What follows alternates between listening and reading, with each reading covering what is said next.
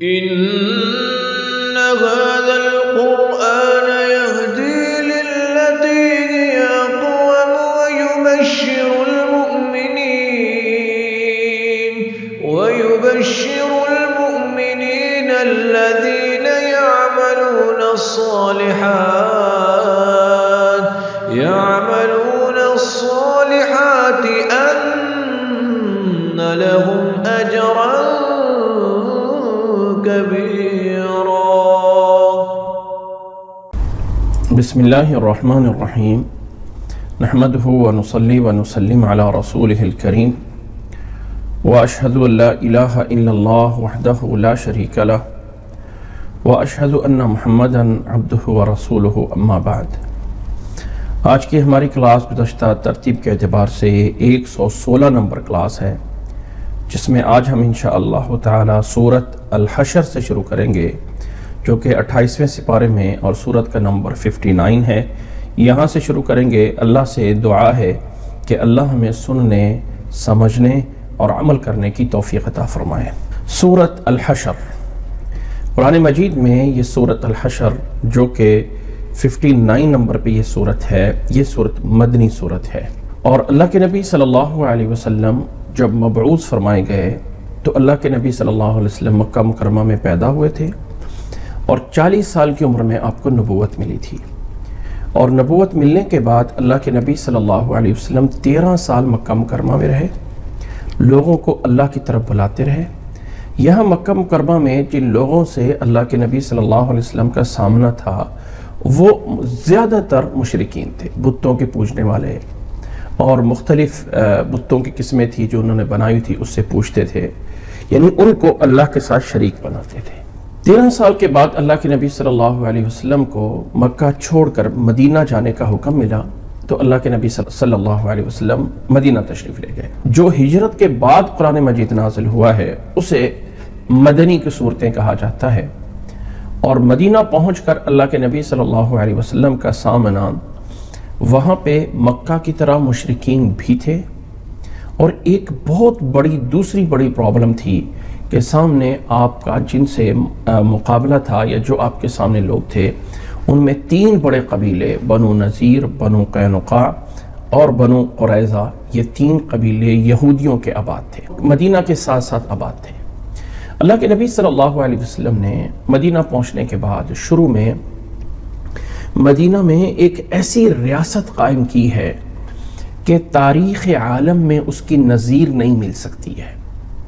ایک ایسی مدینہ کی ریاست تھی کہ مدینہ کے رہنے والے لوگ جو مسلمان تھے وہ یہ خواہش کرتے تھے کہ مسلمان بھائیوں میں سے کوئی ہمارے پاس آئے اور ہم اس کی خدمت کریں. شاید ہم نے واقعہ سنا ہوگا کہ عبد الرحمن ابن عوف رضی اللہ تعالیٰ عنہ جب ہجرت کر کے مدینہ آئے اور نبی صلی اللہ علیہ وسلم نے مدینہ کے انصاری صحابی کے ساتھ جب بھائی چارہ کرایا تو وہ انصاری کہنے لگا کہ بھائی نبی صلی اللہ علیہ وسلم نے مجھے آپ کو میرا بھائی بنایا ہے اور آپ اکیلے آئے ہو، میرے پاس 2 بیویاں ہیں اور میرا باغ بھی ہے، تو آپ میری دونوں بیویوں کو دیکھ لیجئے، جس کو چاہے میں طلاق دے دیتا ہوں، عدت کے بعد آپ اس سے نکاح کر لینا، اور میرا باغ آدھا آپ لے لو، آدھا میں رکھ لیتا ہوں. عبد الرحمن ابن عوف رضی اللہ تعالیٰ عنہ نے فرمایا کہ اللہ آپ کے مال اور اولاد میں برکت دے، مجھے ان میں سے کچھ نہیں چاہیے، میں خود محنت کروں گا اور خود صحیح ہو جاؤں گا، مجھے صرف یہ بتائیے کہ مدینہ کی منڈی اور تجارت کہاں لگتی ہے، میں اس میں سے جا کے مال خریدوں گا، بیچوں گا، خریدوں گا، بیچوں گا، اللہ مجھے برکت دے گا. اور ایسے ہی ہوا. الغرض بتانا یہ ہے کہ اتنا جذبہ موجود تھا. وہیں مدینہ میں یہ جو یہود کے 3 قبیلے تھے، ان سے اللہ کے نبی صلی اللہ علیہ وسلم نے ایک امن کا معاہدہ کیا کہ مدینہ میں اب ہم آباد ہیں، آپ کے ساتھ ہمیں ریٹن معاہدہ کیا کہ آپ لوگ ہماری حفاظت کریں گے اور ہم آپ کی حفاظت کریں گے. اگر ہمارے اوپر کوئی حملہ کرتا ہے تو اب ہمارے ساتھ ہو کے لڑائی کرو گے، اگر تمہارے اوپر کوئی حملہ کرتا ہے تو ہم تمہارے ساتھ ہو کے لڑائی کریں گے اور تمہارا دفاع کریں گے. اور اس موقع پہ یہ دفاعی معاہدے ضروری ہوتے تھے، اس لیے سب کو دوسروں کی طرف سے حملے کا خدشہ رہتا تھا، کیونکہ خانہ بدوش قبیلے ہوتے تھے. ایک قبیلے نے دوسرے پہ، دوسرے نے تیسرے پہ اور چوتھے نے اس طرح کر کے حملہ کر کے لوٹ مار کر کے اکثر جو ہے وہ روزگار چلایا جاتا تھا. یہود نے اللہ کے نبی صلی اللہ علیہ وسلم کے ساتھ معاہدہ کر لیا، لیکن ٹائم آنے پہ، تھوڑا ٹائم آنے پہ ایک قبیلے نے کر کے اپنے عہد شکنی کی، اپنے اس معاہدے کو توڑا، کوئی ایسی حرکت کی جس سے ان کا یہ معاہدہ ٹوٹ جاتا ہے۔ تو اللہ کے نبی صلی اللہ علیہ وسلم نے ان کو جو ہے اس کی سزا دی۔ سب سے پہلا قبیلہ بنو نذیر کا تھا، جنہوں نے اللہ کے نبی صلی اللہ علیہ وسلم کو بلایا اپنے علاقے میں۔ اللہ کے نبی صلی اللہ علیہ وسلم کو کسی اور معاملے میں بلایا۔ جب اللہ کے نبی صلی اللہ علیہ وسلم ان کے پاس گئے اور بیٹھ گئے تو انہوں نے سازش کی کہ پیچھے سے آ کر چھت، آپ وسلم دیوار کے پاس بیٹھے تھے، پیچھے سے آ کر چھت کے اوپر سے ایک بھاری پتھر پھینکے نیچے کو، اور اللہ کے نبی صلی اللہ علیہ وسلم کو پتھر لگے گا تو آپ چونکہ یہیں پہ ختم ہو جائیں گے، تو جو سارا کا سارا مسئلہ اٹھا ہوا ہے ختم ہو جائے گا۔ اللہ تعالیٰ نے نبی صلی اللہ علیہ وسلم کو وحی کے ذریعے بتا دیا، اور اللہ کے نبی صلی اللہ علیہ وسلم بات کیے بغیر وہاں سے اٹھ کر واپس آ گئے۔ جب مدینہ میں آ گئے تو ان کو پتہ چل گیا کہ آپ صلی اللہ علیہ وسلم کو پتہ چل گیا ہے کہ انہوں نے یہ حرکت کی ہے، تو ان کو باقاعدہ گھیراؤ کیا گیا۔ ان کے اس دور میں قلعے تھے، تو بنو نذیر کا قلعہ تھا، اس کا محاصرہ کیا گیا، اور محاصرہ کرنے کے بعد اللہ تعالیٰ نے ان پہ روب ڈالا کہ پتہ نہیں تمہارا کیا ہوگا۔ آخر اس بات پہ صلح ہو گئی کہ ہم یہاں سے اپنا گھر بار سب کچھ ختم کر کے مدینہ چھوڑ کے چلے جاتے ہیں۔ تو اس بات پہ ان کے ساتھ طے ہو گیا، اور وہ اپنا گھر بار سب اکھیڑ کے توڑ کے اس میں سے جو لے جا سکتے تھے وہ اٹھا کے لے گئے، اور مدینہ سے دور ایک خیبر کی جگہ ہے، وہاں جا کے وہ آباد ہو گئے۔ یہ بنو نذیر کے لوگ وہیں پہ آباد رہے، یہاں تک کہ جب حضرت عمر رضی اللہ تعالیٰ عنہ کو دور آتا ہے تو تب ان کو وہاں سے بھی جلا وطن کر دیا گیا تھا، اور یہ شام کے علاقوں میں جا کے رہنے لگ گئے تھے۔ اس صورت میں اس بنو نذیر کے اس پورے کی طرف اشارہ موجود ہے، جس میں یہ نصیحت کی گئی ہے کہ ان اہل کتاب کے لوگوں کو کہ اللہ تعالیٰ نے ان کو یہاں سے نکالا مدینہ سے پہلی دفعہ، اور پھر دوبارہ بھی ان کو جو ہے وہ نکالا جانا ہے، جو کہ دوبارہ نکالا گیا اور اس کو شام کے علاقوں کی طرف بھیج دیا گیا۔ یہ بنو نذیر کا یہ جو واقعہ ہے یہ جنگ بدر کے بعد کا ہے، اور جنگ بدر کے بعد جب مسلمانوں کا ایک رعب چھا گیا تھا تو کچھ لوگ مرعوب ہو کر مسلمان ہو گئے تھے، اندر سے مسلمان نہیں تھے، جنہیں منافق کہا گیا۔ جنگ بدر سے پہلے منافق نہیں تھے، مکہ مکرمہ میں منافقوں کی کوئی لسٹ نہیں ہے۔ مدینہ میں جنگ بدر کے بعد جب اسلام غالب آنے لگ گیا تو کچھ لوگ اسلام سے مرعوب ہو کے کہ یہ تو اب بڑا بنتا جا رہا ہے، اپنے مفاد کی خاطر یہ لوگ مسلمان ظاہر ہوئے، لیکن ان کا پتہ تھا باقی مسلمانوں کو، اللہ کے نبی صلی اللہ علیہ وسلم کو بھی پتہ تھا۔ اللہ نے فرمایا تھا کہ آپ ان کے چہروں سے پہچان لیں گے کہ یہ وہ ہیں۔ ان لوگوں نے کوشش کی کہ ان یہودیوں سے خفیہ طریقے سے رابطہ کیا جائے جو محاصرے میں تھے، اور ان کو تسلی دی جائے کہ ہم تمہارے ساتھ ہیں۔ اللہ نے بتایا کہ یہ کوئی تمہارے ساتھ نہیں ہے، اور یہ لوگ سارے کے سارے جھوٹے ہیں۔ یہ سب کچھ اس صورت میں اللہ تعالیٰ نے بیان فرمایا ہے۔ سورت کا آغاز ہے اعوذ باللہ من الشیطان الرجیم بسم اللہ الرحمن الرحیم۔ سورت الحشر جو ہے اس کا نام اس لیے رکھا گیا کہ حشر کا معنی ہے جمع ہونا، تو یہ جمع ہو کر جب مدینہ سے نکالے گئے تھے اکٹھے تو اس پر بھی حشر بولا گیا، اور قیامت والے دن جب انہیں اکٹھا ہونا ہے تو اس پر بھی حشر بولا جاتا ہے۔ اور یہ گھروں کے دروازوں کو اور سب کچھ کو اس لیے کھیڑ کے لے کے چلے گئے تھے کہ انہیں کہا گیا تھا کہ جو سامان اٹھا سکتے ہو وہ لے جاؤ، اور جو لوگ سامان نہیں اٹھا کے لے جا سکتے وہ تمہارا نہیں ہوگا، وہ چھوڑ جاؤ۔ تو حتیٰ کہ انہوں نے گھروں کی وہ لکڑی کی جو چھتیریاں ڈالی ہوتی ہیں گارڈر کی جگہ پہ وہ بھی نکال لی ہے، جو وہ اٹھا سکتے تھے یہ لوگ اٹھا گئے، اس لیے گھروں کے دروازے بھی اکھیڑے انہوں نے، اور سب کو جو ہے اکھیڑا، اپنے ہاتھوں سے اپنے گھروں کو توڑ کر جو ہے وہ جا رہے تھے۔ تو اللہ تعالیٰ نے اس صورت میں ان پہ تبصرہ کرتے ہوئے فرمایا، صورت کا آغاز ہے اعوذ باللہ من الشیطان الرجیم بسم اللہ الرحمن الرحیم، سبح للہ ما فی السماوات و ما فی الارض، آسمان اور زمین ان میں جو کچھ ہے اللہ کی تسبیح بیان کرتا ہے۔ سبح للہ، اللہ کے لیے تسبیح بیان کرتا ہے جو کوئی آسمانوں میں ہے، جو کچھ زمین میں ہے، وَهُوَ الْعَزِيزُ الْحَكِيمُ، اور وہ غالب حکمت والا ہے۔ اس کے بعد اس واقعے پہ تبصرہ ہو رہا ہے، فرمایا هُوَ الَّذِي أَخْرَجَ الَّذِينَ كَفَرُوا مِنْ أَهْلِ الْكِتَابِ مِنْ دِيَارِهِمْ لِأَوَّلِ الْحَشْرِ، هُوَ الَّذِي، وہ اللہ وہ ذات ہے، اس اللہ نے ہی نکالا ان کافروں کو جو اہل کتاب میں سے تھے، من دیارہم، ان کے گھروں سے، لأول الحشر، یعنی پہلا ان کا یہ اکٹھا ہو کے نکلنا، یہ پہلا حشر تھا ان کا جو انہیں یہاں سے نکالا گیا۔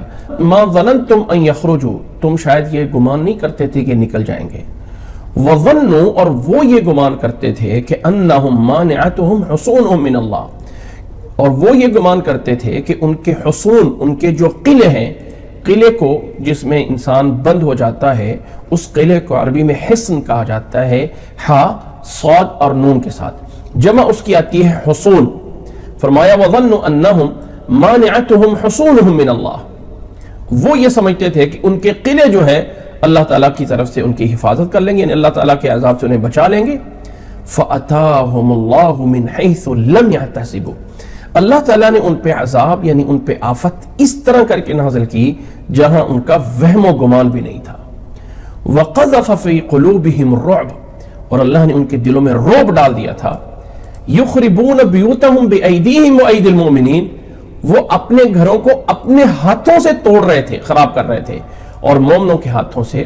فَاعْتَبِرُوا يَا أُولِي الْأَبْصَارِ، اے عقل والو، اے بصیرت والو، تھوڑی سی عبرت لے لو، جان لو کہ اللہ تعالیٰ سب کچھ کر سکتا ہے۔ فرمایا فَاعْتَبِرُوا يَا أُولِي الْأَبْصَارِ، اے عبرت والے لوگوں، اے آنکھوں والو، ذرا عبرت حاصل کر لو، نصیحت حاصل کرو اس سے۔ قلعے میں رہنے والے لوگوں کو بھی جب انہوں نے اللہ کی نافرمانی کی تو اللہ نے انہیں بھی نکال دیا تھا۔ وَلَوْلَا أَن كَتَبَ اللَّهُ عَلَيْهِمُ الْجَلَاءَ، اگر اللہ تعالیٰ نے اپنے ہاں اپنے لوح محفوظ میں ان کے لیے جلا نہ لکھا ہوتا، یعنی جلائے وطنی، نکال دیا جانا شہر سے، یہ ان کے لیے لکھا نہ ہوتا اور یہی رہنا ان کا ہوتا، لَعَذَّبَهُمْ فِي الدُّنْيَا، تو اللہ دنیا میں ان کو عذاب دیتا، وَلَهُمْ فِي الْآخِرَةِ عَذَابُ النَّارِ، اور آخرت میں ان کے لیے جہنم کا عذاب ہوتا۔ یعنی اگر وہ یہاں سے نہ بھی نکلے جاتے تو ان کو بہت بڑا عذاب اللہ تعالیٰ دیتا۔ کس لیے؟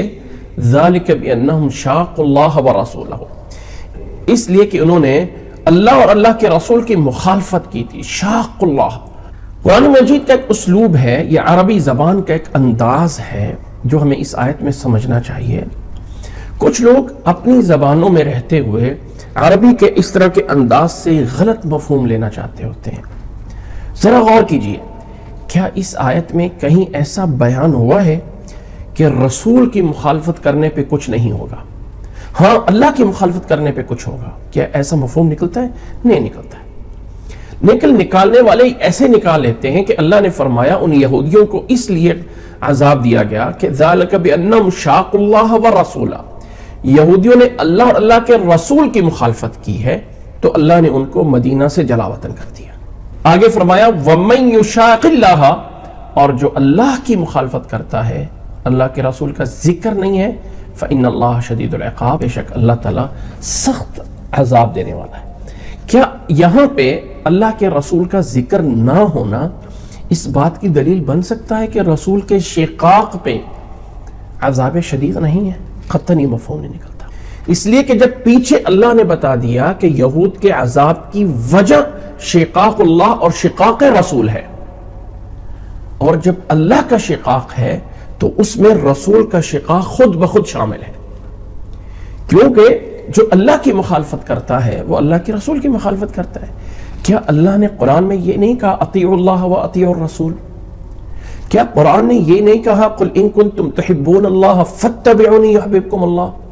اگر اللہ سے محبت کرتے ہو تو میری اتباع کرو، نتیجتاً اللہ تم سے محبت کرے گا۔ اس طرح کے وہ پوائنٹ ہوتے ہیں جن سے وہ لوگ دلیلیں لیتے ہیں جو اللہ کے نبی کی بات کو حجت نہیں مانتے اور کہتے ہیں نبی کی بات نہ مانی جائے تو کچھ نہیں ہوتا۔ نعوذ باللہ من ذالک۔ قرآن مجید ایک ایسی کتاب ہے کہ جس میں لچک ہے۔ اگر کوئی کافر، اگر کوئی زندیق اپنے کفر اور اپنے نافرمانی پہ کوئی دلیل بنانا چاہے قرآن سے تو بنا سکتا ہے، وہ الگ بات ہے کہ وہ دلیل اس چیز کی ہوگی نہیں۔ اللہ نے قرآن مجید میں فرمایا ہے کہ اللہ تعالیٰ اسی قرآن مجید کے ذریعے يضل به من یشاء ویہدی به من یشاء، اللہ تعالیٰ اس کے ذریعے جسے چاہتا ہے ہدایت دیتا ہے اور جسے چاہتا ہے گمراہ کرتا ہے۔ جو انسان اپنے دل میں دماغ ٹیڑھا کر کے لے کے آتے ہیں تو وہ ایسی چیزوں کو پکڑ لیتے ہیں۔ یہ میں بات اس لیے زور سے سمجھا رہا ہوں، ایک حدیث کو ذہن میں رکھیں۔ ایک حدیث ہے جس میں رسول اللہ صلی اللہ علیہ وسلم نے فرمایا علیکم بسنتی وسنت الخلفاء الراشدین المہدیین، لوگوں میری سنت کو پکڑو اور میرے خلفاء راشدین کی سنت کو پکڑو۔ یہاں سے لوگ مانا لیتے ہیں کہ اس سے مطلب نبی کی سنت اور خلفاء کی سنت اور ہے. گویا کہ حدیث یہ بیان کر رہی ہے کہ اللہ کے نبی کی سنت کو بھی مانو، اور جو بات نئی چیز اللہ کے نبی کے حدیث میں سنت میں نہ ہو اور وہ کام خلفاء نے بھی کیا ہو تو اس کو بھی سنت سمجھ لو، یہ معنی لیا جاتا ہے، جبکہ یہ معنی نہیں ہے حدیث کا. حدیث کا معنی یہ ہے کہ جیسے اللہ تعالیٰ نے قرآن مجید میں کتنی جگہوں پہ کہا ہے ہدایت والے وہ لوگ ہیں فَإِنْ آمَنُوا بِمِثْلِ مَا آمَنْتُمْ بِهِ، جو اس طرح ایمان لائے جیسے تم ایمان لاؤ. شقاق اللہ اور شقاق رسول دو الگ الگ چیزیں نہیں ہیں، وہ ایک ہی چیز ہے، اور وہ ہے شقاق اللہ. سنت نبی اور سنت خلفاء دو الگ الگ چیزیں نہیں ہیں. سنت رسول اور سنت خلفاء ایک ہی چیز کا نام ہے کہ لوگوں جو میری سنت ہے اور میرے اس طریقے پہ جس طرح خلفاء چل رہے ہیں، جو طریقہ منہج لے کے، اس کو جو ہے وہ لازم پکڑ لو. یہ معنی لینا کہ دین اس کا نام ہے، اس میں کوئی شک نہیں کہ صحابی کا عمل، صحابی کا کہنا اس بات میں جس میں اجتہاد ممکن نہیں ہے، وہ سمجھا جاتا ہے کہ اللہ کے نبی سے ہی اس نے لیا ہے. ٹھیک ہے، لیکن اس حدیث کا معنی لینا کہ خلفاء کی سنت ایک الگ سے سنت ہے، یہ حدیث کا معنی نہیں ہے. حدیث کا معنی ہے کہ لازم پکڑو میری سنت کو بھی، اور خلفاء کی سنت وہ سنت خلفاء کی جو میری سنت پہ عمل کر کے ان کا طریقہ ہے. حدیث کا معنی ہے. عربی زبان کا یہ اسلوب ہوتا ہے. اگر ہم یہاں پہ اللہ کی نافرمانی اور اللہ کے رسول کی نافرمانی کو الگ الگ نہیں ایک ہی اللہ کی نافرمانی میں لے آئیں جو کہ اس آیت میں بولا گیا ہے، تو اس کے اپوزٹ جو عمل کرنے کی چیز ہے اس میں بھی نبی کی سنت اور خلفاء کی سنت ایک ہی چیز ہے. نہ یہ ہے کہ اس حدیث کا معنی یہ ہے کہ خلفاء نے اپنی طرف سے کوئی نیا دین نعوذ باللہ بنا لیا ہو، کوئی نئی سنتیں بنا لی ہو اور وہ بھی تمہارے لیے دین بن گیا ہے، تو ایسا نہیں ہے. امید ہے کہ بات سمجھ آ گئی ہوگی. یہ بات چل رہی تھی بنو نذیر اور یہود کے بارے میں، قلعے میں بند ہو گئے اور وہاں پہ مجبور ہو گیا کہ وہ اب یہاں سے جلا وطن ہو جائیں. تو اللہ نے فرمایا ما قطعتم من لینۃ او ترکتموها قائمۃ علی اصولها فباذن اللہ. نبی صلی اللہ علیہ وسلم نے بنو نذیر کا جب محاصرہ کیا تو ان کے قلعوں کے باہر، ان کے گھروں کے باہر کچھ درخت تھے. لینا کہتے ہیں کھجور کا ایک درخت ہے، جیسے عجوا ہے، عجوا یا برنی کھجوروں کی جو قسمیں ہیں، ایسی اس کے جو درخت ہوتے ہیں ان میں سے ایک درخت کا نام لینا بھی ہوتا ہے. تو اس کو کاٹے گئے تھے درخت تاکہ جو قلعوں کے آگے رکاوٹ تھی وہ ختم ہو جائے. تو کچھ لوگوں نے کہا وہ نبی نے درختوں کو کاٹا ہے، فرمایا یعنی کچھ اعتراض کی کرنے کی کوشش کی. تو اللہ نے فرمایا نبی صلی اللہ علیہ وسلم آپ لوگوں نے جو درخت کاٹے ہیں یا جنہیں ان کے تنوں پہ کھڑا چھوڑ دیا ہے وہ ہمارا ہی حکم تھا. اللہ نے اس عمل کو بھی اپنی طرف منسوب کیا کہ جو تم لوگوں نے عمل کیا ہے گویا کہ اللہ کا حکم بھی وہی تھا. تو فرمایا ما قطعتم من لینۃ او ترکتموها، نہیں تم نے کاٹا کوئی کھجوروں کے درخت یا چھوڑ دیا ہے ان کو کھڑے ہوئے علی اصولها اپنی جڑوں پہ، تو فباذن اللہ، یہ اللہ کے حکم سے ہے. ولیخزی الفاسقین، اور تاکہ فاسق کو اللہ تعالیٰ رسوا کر دے. اسلام کے اندر ایک امتیازی چیز ہے کہ جنگ جب ہوتی ہے کافروں سے تو جنگ سے جو مال حاصل ہوتا ہے اور اس کو مال غنیمت کہا جاتا ہے.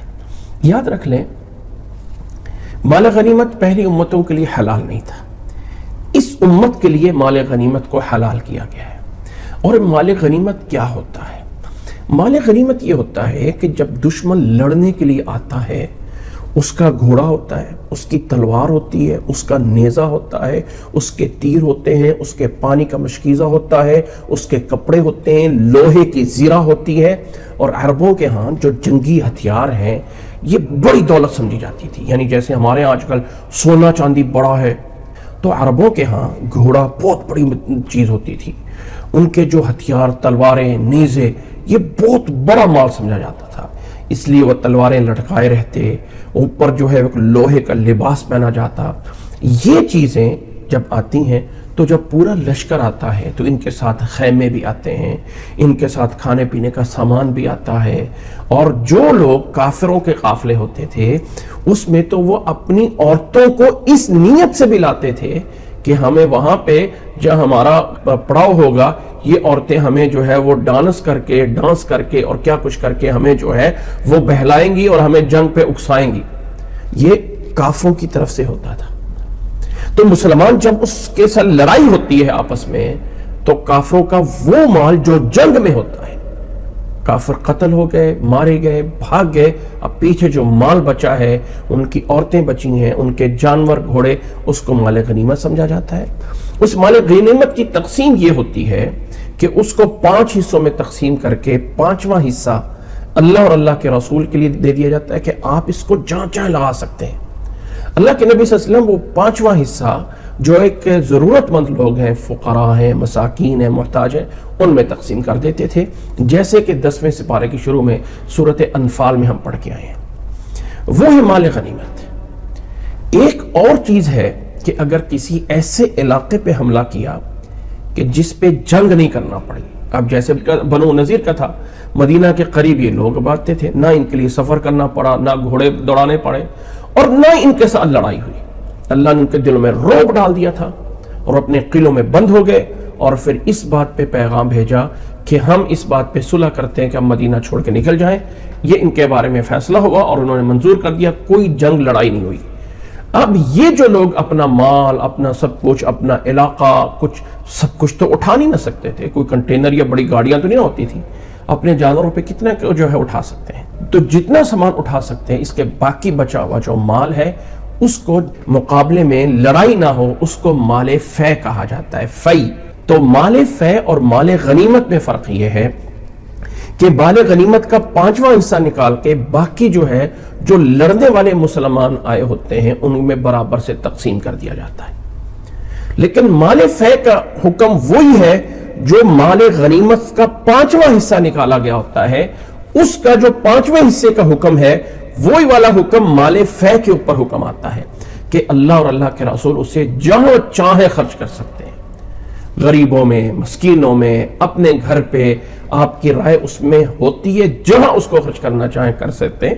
اللہ کے نبی صلی اللہ علیہ وسلم مدینہ منورہ میں یہ جنگی واقعات کے بعد جو مال فے آتا تھا یا وہ مال غنیمت کا 5واں حصہ آتا تھا، اسی میں سے اپنی بیویوں کا راشن جو ہے وہ ڈلوا دیتے تھے اور باقی غرباء اور مساکین میں تقسیم کر دیتے تھے، یعنی اس طرح کرنے والوں پہ۔ یہاں پہ کوئی لڑائی نہیں ہوئی تھی، کوئی گھوڑے نہیں دوڑائے گئے تھے۔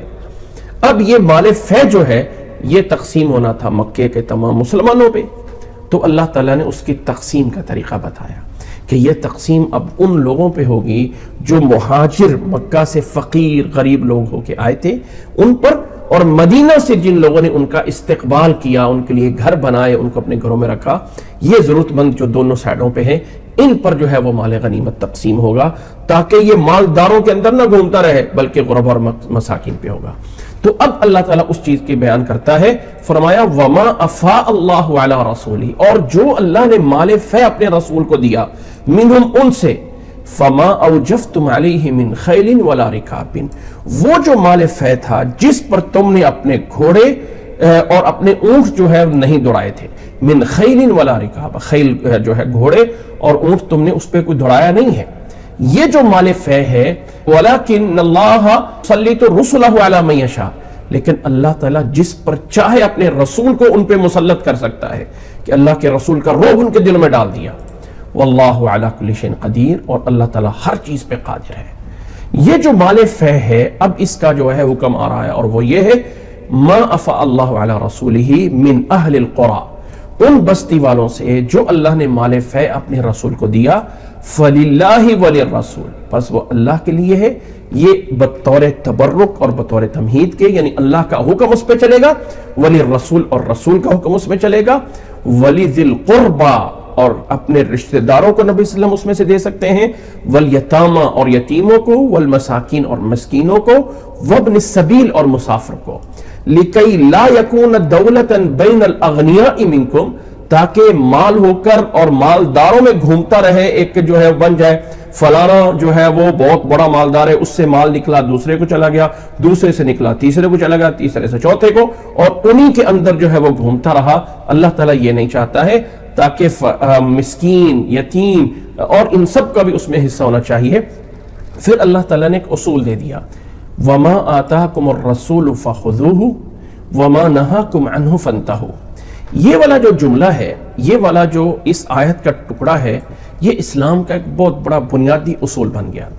بظاہر یہ جملہ وہاں پہ بولا گیا کہ جو اللہ کے رسول نے تمہیں مال غنیمت مال فہ میں سے حصہ دیا اس کو لے لو، اور جو نہیں دیا اس سے باز آ جاؤ۔ مطالبہ کرنا جائز نہیں، ہمیں تھوڑا ملا ہمیں زیادہ ملا، یہ نہیں جائز۔ لیکن اس میں ایک اصول عطا فرما دیا، ما آتاکم الرسول فخذوہ، یہ الفاظ عام ہیں، یعنی موقع خاص ہے لیکن الفاظ عام ہے۔ العبرۃ بعموم اللفظ لا بخصوص السبب۔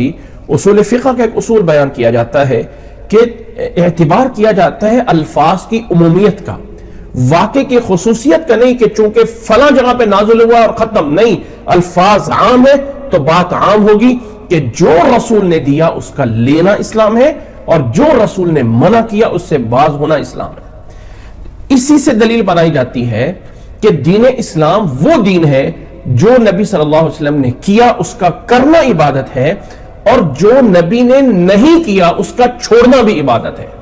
اب ہم اپنی طرف سے جو رسمیں بنائی ہوئی ہیں، یہ قرآن خوانی کی رسمیں، یہ فوت ہونے پہ چہلم اور ساتے اور کل اور فلانی رسمیں بنائی ہوئی ہیں، یہ اللہ کے رسول نے تو نہیں بنائی ہے۔ ہم کہتے ہیں کہ اچھے کام میں کر لیں تو کیا حرج ہے، ایسا نہیں ہے۔ اور افسوس ہے مجھے ایسے کچھ جو لوگ بظاہر میڈیا پہ بڑے بڑے بول رہے ہوتے ہیں، انہیں اس اصول کا اتنا نہیں پتا ہوتا کہ جو رسول نے دیا اس کا لینا دین ہے، اور جو نہیں دیا اس کا چھوڑنا بھی دین ہے۔ ہم کہتے ہیں لو اچھا کام ہے کر لو تو کیا حرج ہے، کیا حرج والی دین میں نہیں بات چلتی ہے۔ مثال دیتا ہوں، اکثر فجر کے 4 فرض پڑھ لوں کہاں منع ہے، ایک رکعت میں 4 سجدے کر لوں کہاں منع ہے، ایک رکعت میں 5 رکوع کر لوں کہاں منع ہے، ظہر کے 6 فرض پڑھ لوں کہاں منع ہے؟ جواب کیا ہوگا؟ بھائی ثابت ہی 2 فرض ہیں، بھائی ثابت ہی 2 سجدے ہیں، بھائی ثابت ہی ایک وہ ہے ایک رکعت میں۔ تو جب ہم یہاں پہ ثابت کی بات پہ چلتے ہیں تو دین کے ہر کام میں، زندگی کی ہر عبادت میں یہ دیکھنا ہے جو اللہ سے یا اللہ کے رسول سے آیا ہے وہ عبادت کرنی ہے، اور جو اللہ اور اللہ کے رسول نے نہیں بتایا، نہیں دی عبادت، وہ کتنا اچھا کیوں نہ ہو، ہم اس کو عبادت نہیں بنا سکتے، ہم اس کو دین نہیں کہہ سکتے۔ جو انداز، جو طریقہ، جو اسلام میں آیا اس کو فالو کرنا ہے۔ اگر کہا جائے نبی صلی اللہ علیہ وسلم کی حدیث میں آتا ہے صبح و شام کی یہ دعا پڑھیں اللہ تعالیٰ ہر مصیبت سے بچائے گا، ٹھیک ہے جی، بڑی اچھی بات ہے، کوئی مسئلہ نہیں، یعنی یہاں پہ یہ رویہ ہوتا ہے۔ وہاں سے اگر کوئی بابا پیر اٹھ کے وہ بول دے جس کے منہ سے نعوذ باللہ غلاظت بکتے رہتے ہیں، اور وہ فٹ پاس پہ بیٹھے ہوئے برہنہ ہو کے لوگوں کو گالی نکال رہے ہوتے ہیں، وہ جی فلانے بابے نے پھونکا مارا اور فلانے بابے نے یہ کہہ دیا، اس پہ بھی بولتے ہیں واہ واہ اس کا بڑا اثر ہوگا۔ سوشل میڈیا پہ آپ حدیث ایک ڈال دو صحیح، وہ کبھی نہیں پھیلے گی۔ ایک غیر ثابت شدہ جو کسی حدیث میں بات نہیں آتی ہے اس کو ڈال دو، وہ پھیلنی شروع ہو جائے گی۔ یاد رکھ لو میرے بھائی اور میری بہن، دین کا معاملہ بہت نازک ہے، کوئی بات آ جائے کہیں سے آ جائے، اللہ کے لیے اس کو آگے پھیلانے سے پہلے کنفرم کرنا ضروری ہے کہ آیا یہ قرآن اور حدیث سے ثابت ہے یا نہیں ہے۔ شیطان ہمیشہ اس اصول کو بریک کرتا ہے، جو رسول نے نہیں کیا خیر وہ بھی کر لو، کیا ہے اچھا کام تو ہے یہ نا، اس طرف لا کے دین کی مخالفت کرتا ہے۔ بہرحال یہ دین اگرچہ یہ مال فے کے ضمن میں یہ الفاظ بولے گئے ہیں، لیکن الفاظ کی عمومیت عام ہے کہ وما آتاکم الرسول فخذوہ وما نہاکم عنہ فانتہوا، جو اللہ کے رسول نے تمہیں دیا وہ لے لو، اور جس سے منع کر دیا اس سے باز ہٹ جاؤ۔ واتقوا اللہ، اور اللہ سے ڈر جاؤ، ان اللہ شدید العقاب، اللہ تعالیٰ سخت سزا دینے والا۔ دوسرا اس کا حصے دار وہ لوگ ہیں، مستحق وہ لوگ ہیں، للفقراء المہاجرین الذین اخرجوا من دیارہم، وہ فقراء مہاجرین جو مکہ سے ہجرت کر کے آئے ہیں، جنہیں اپنے گھروں سے نکالا گیا ہے اور اپنے مالوں سے نکالا گیا ہے، ان کے مال وہیں رہ گئے، یبتغون فضلا من اللہ ورضوانا، وہ اللہ کے فضل اور اللہ کی رضا کو تلاش کرتے ہیں، وَيَنْصُرُونَ اللَّهَ وَرَسُولَهُ، اور اللہ کے دین کی مدد کرتے ہیں اور اللہ کے رسول کی طرف چلتے ہیں، ان کی مدد کرتے ہیں، یہ دوسرے مستحقین ہیں۔ أُولَئِكَ هُمُ الصَّادِقُونَ، یہ لوگ سچے لوگ ہیں، یہ دوسرے مستحق بنتے ہیں مال فے کے۔ تیسرے مستحق وَالَّذِينَ تَبَوَّأُوا الدَّارَ وَالْإِيمَانَ مِنْ قَبْلِهِمْ، وہ لوگ جنہوں نے اپنے گھروں کو بنایا، تبوّؤ، اپنے گھروں کو بنایا دوسروں کے لیے، اور ایمان کو من قبلہم، ان کے آنے سے پہلے، یحبون من ہاجر الیہم، وہ محبت کرتے تھے، چاہت رکھتے تھے کہ ان کی طرف ہجرت کر کے آئے کوئی. ولا یجدون فی صدورہم حاجۃ مما اوتوا، اور اپنے دلوں میں کچھ بھی محسوس نہیں کرتے تھے، کوئی بھی حرج محسوس نہیں کرتے تھے، کوئی بھی تنگی اپنے سینوں میں محسوس نہیں کرتے تھے. مما اوتو، کہ جو انہیں جو ہے وہ دیا گیا ہے، جو انہیں ملا تھا وہ آگے اپنے جو ان کے بھائی بنائے گئے ان میں سے مہاجرین میں سے ان کو دینے میں کبھی تنگی محسوس نہیں کرتے تھے.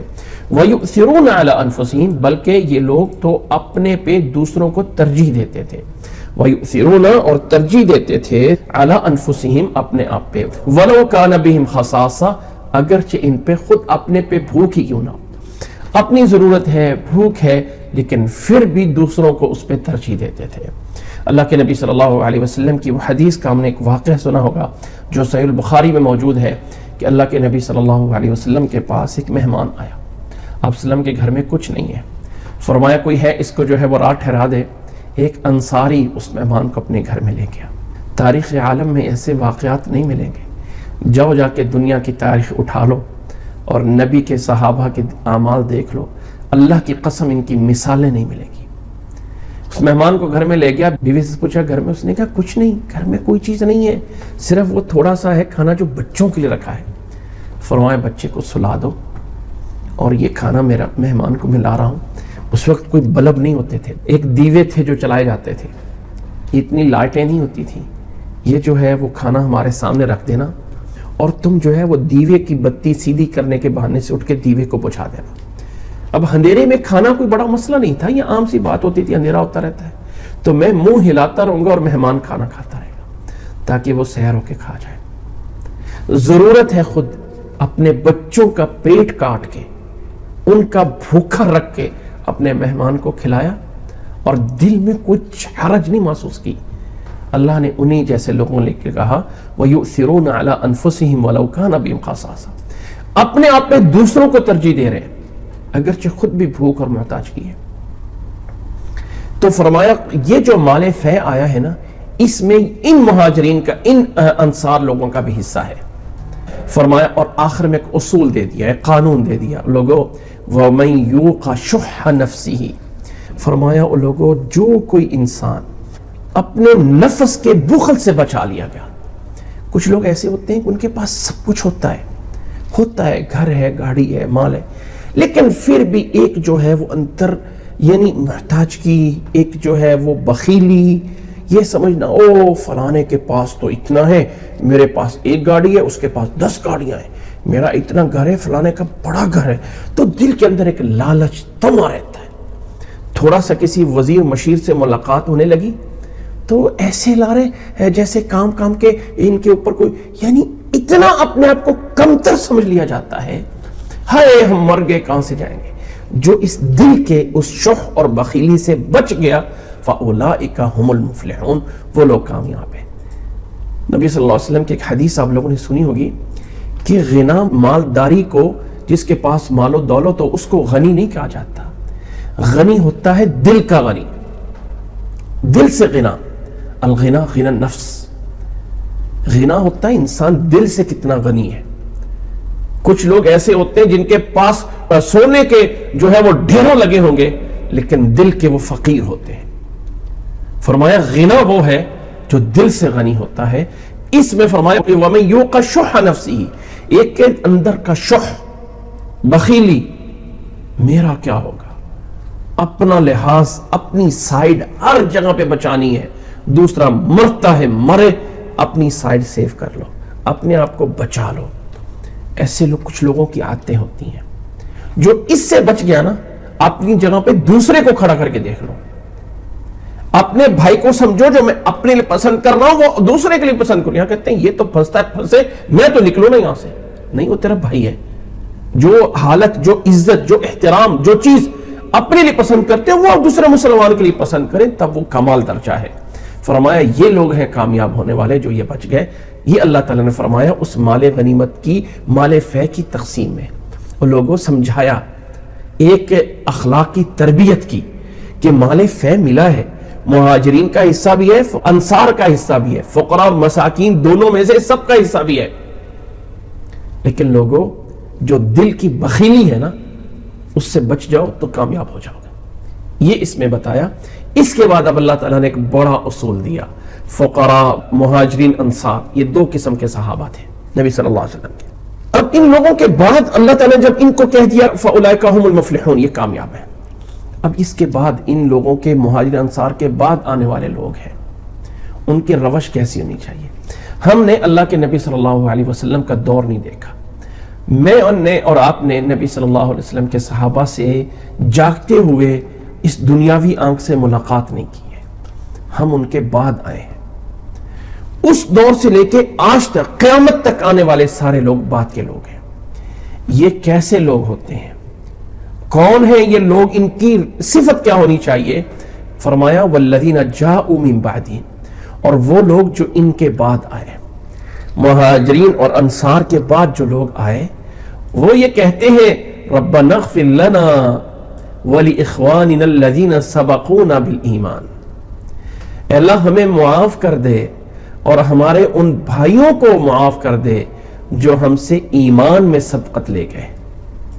وَلَا تَجْعَلْ فِي قُلُوبِنَا غِلًّا لِلَّذِينَ آمَنُوا، اور ہمارے دلوں میں اے اللہ ہمارے دلوں میں غل، دشمنی، کینہ، بغض ہمارے دلوں میں ایمان والوں کے بارے میں نہ بنانا. ربنا انک رؤوف الرحیم، اے اللہ تو ہی شفقت کرنے والا ہے اور تو ہی رحم کرنے والا ہے. مہاجرین انصار کے بعد قیامت تک آنے لوگوں کی صفت یہ ہے اپنے سے پہلے مسلمان بھائیوں کے بارے میں دعا، اے اللہ ان کو معاف کر دے.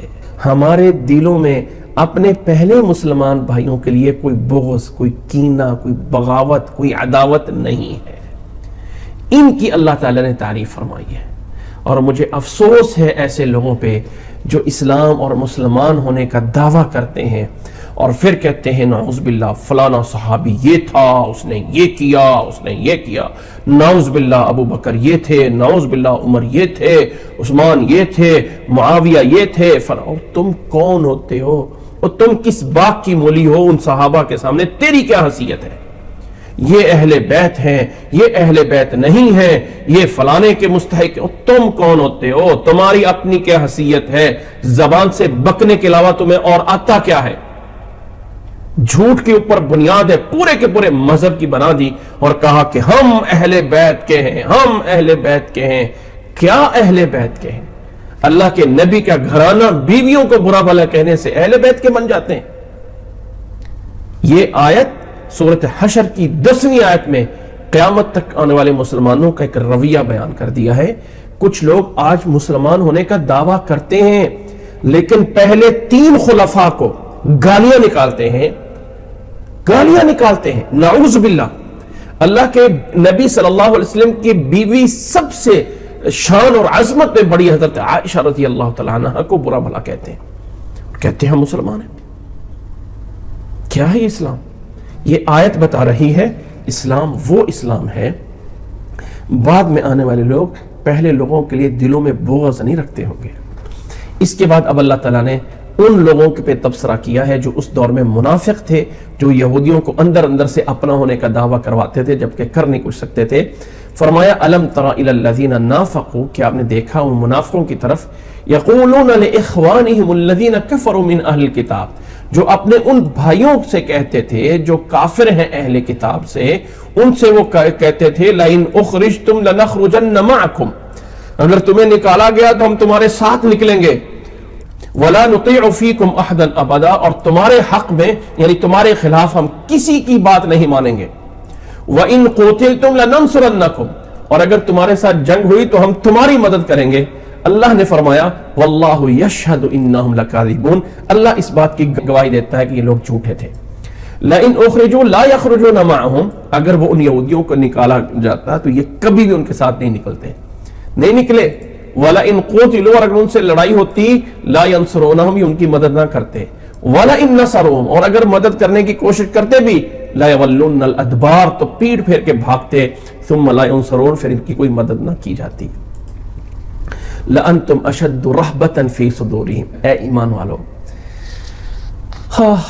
کاش کہ مومن مسلمان اپنے اسلام کو کوئی قدر کرے اور سمجھے کہ میرا اسلام کیا ہے. تو آج بھی کفر کے دل میں مسلمانوں کے وہ لوگ نہیں چبھتے ہیں جو لوگ انہی کی طرح کے لباس اور انہی کی طرح کی باتیں کرتے ہیں. آج بھی کفر کے سینے میں وہ لوگ چبھتے ہیں جو مسجد والے ہیں، جو قرآن والے ہیں، جو اللہ کا نام لینے والے ہیں، جو اسلام جہاد کا نام لینے والے ہیں.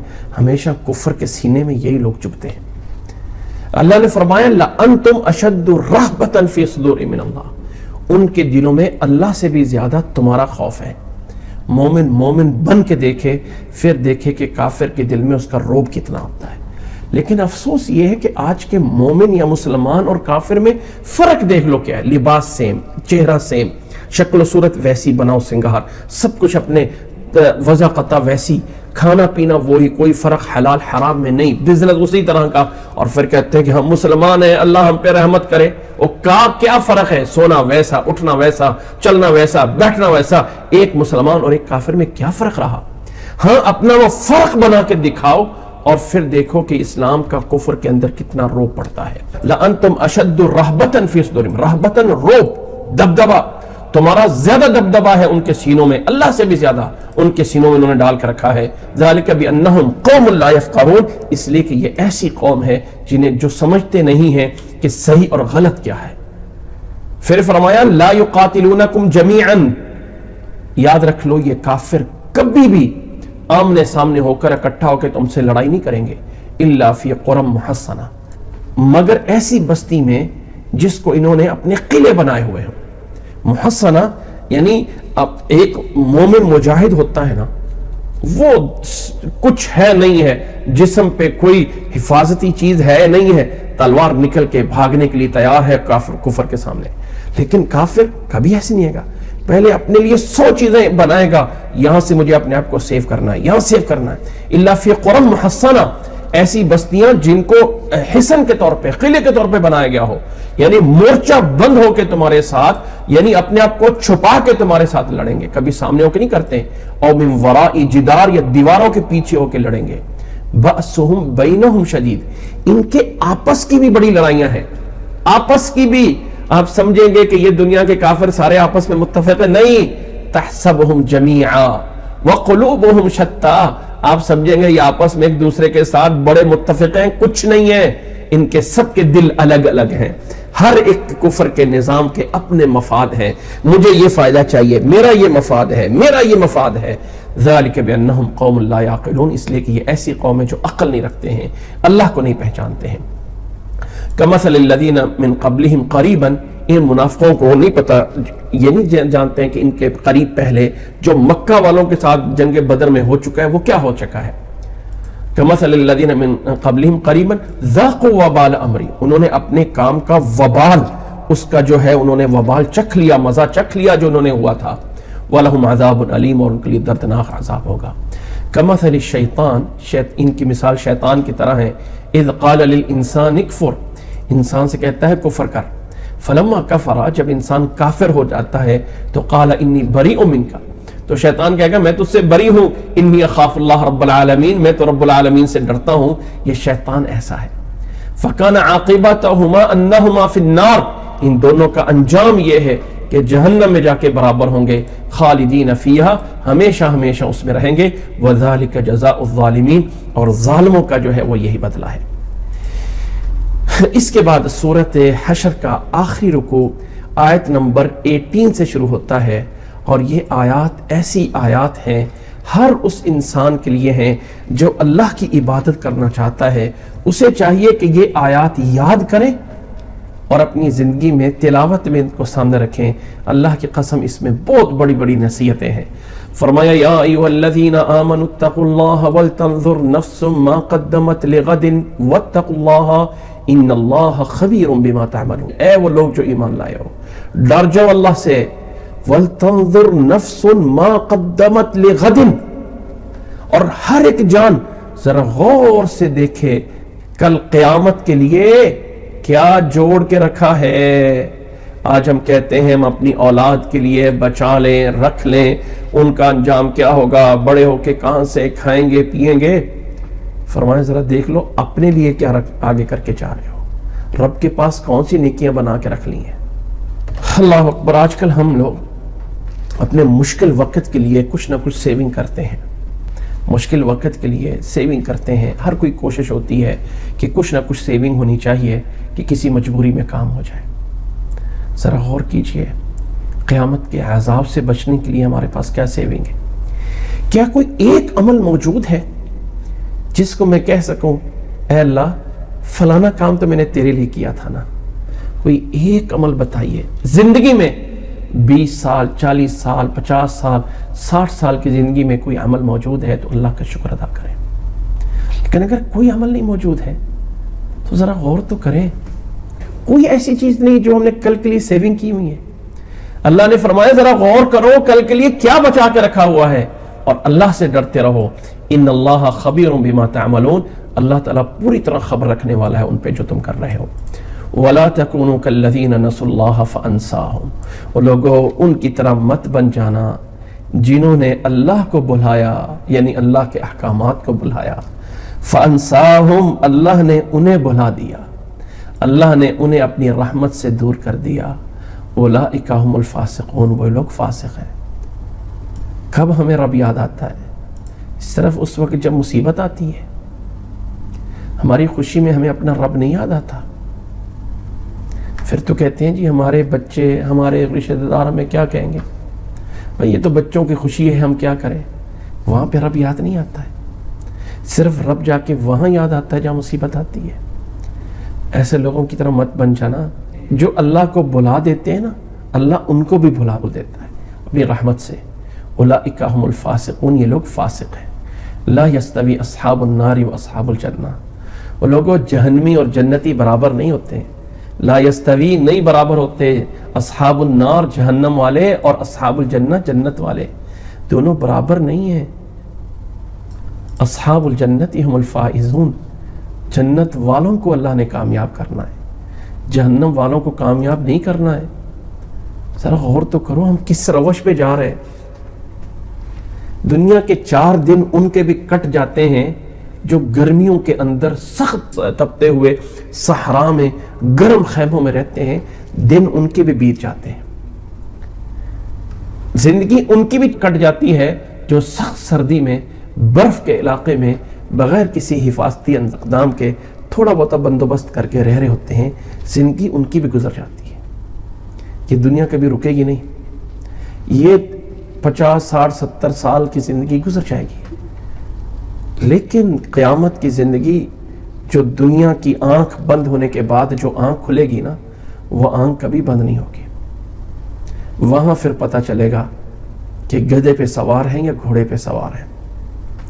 اس لیے لوگوں دنیا کے اندر کوئی فقیر کوئی غریب کوئی محتاج کو کبھی اس کو انڈر ایسٹیمیٹ کر کے چھوٹا سمجھ کے مت رکھیں. ہو سکتا ہے رب کے ہاں بہت بڑا ہو. جنتی اور جہنمی برابر نہیں ہے، کامیابی صرف جنتیوں کو ملنی ہے.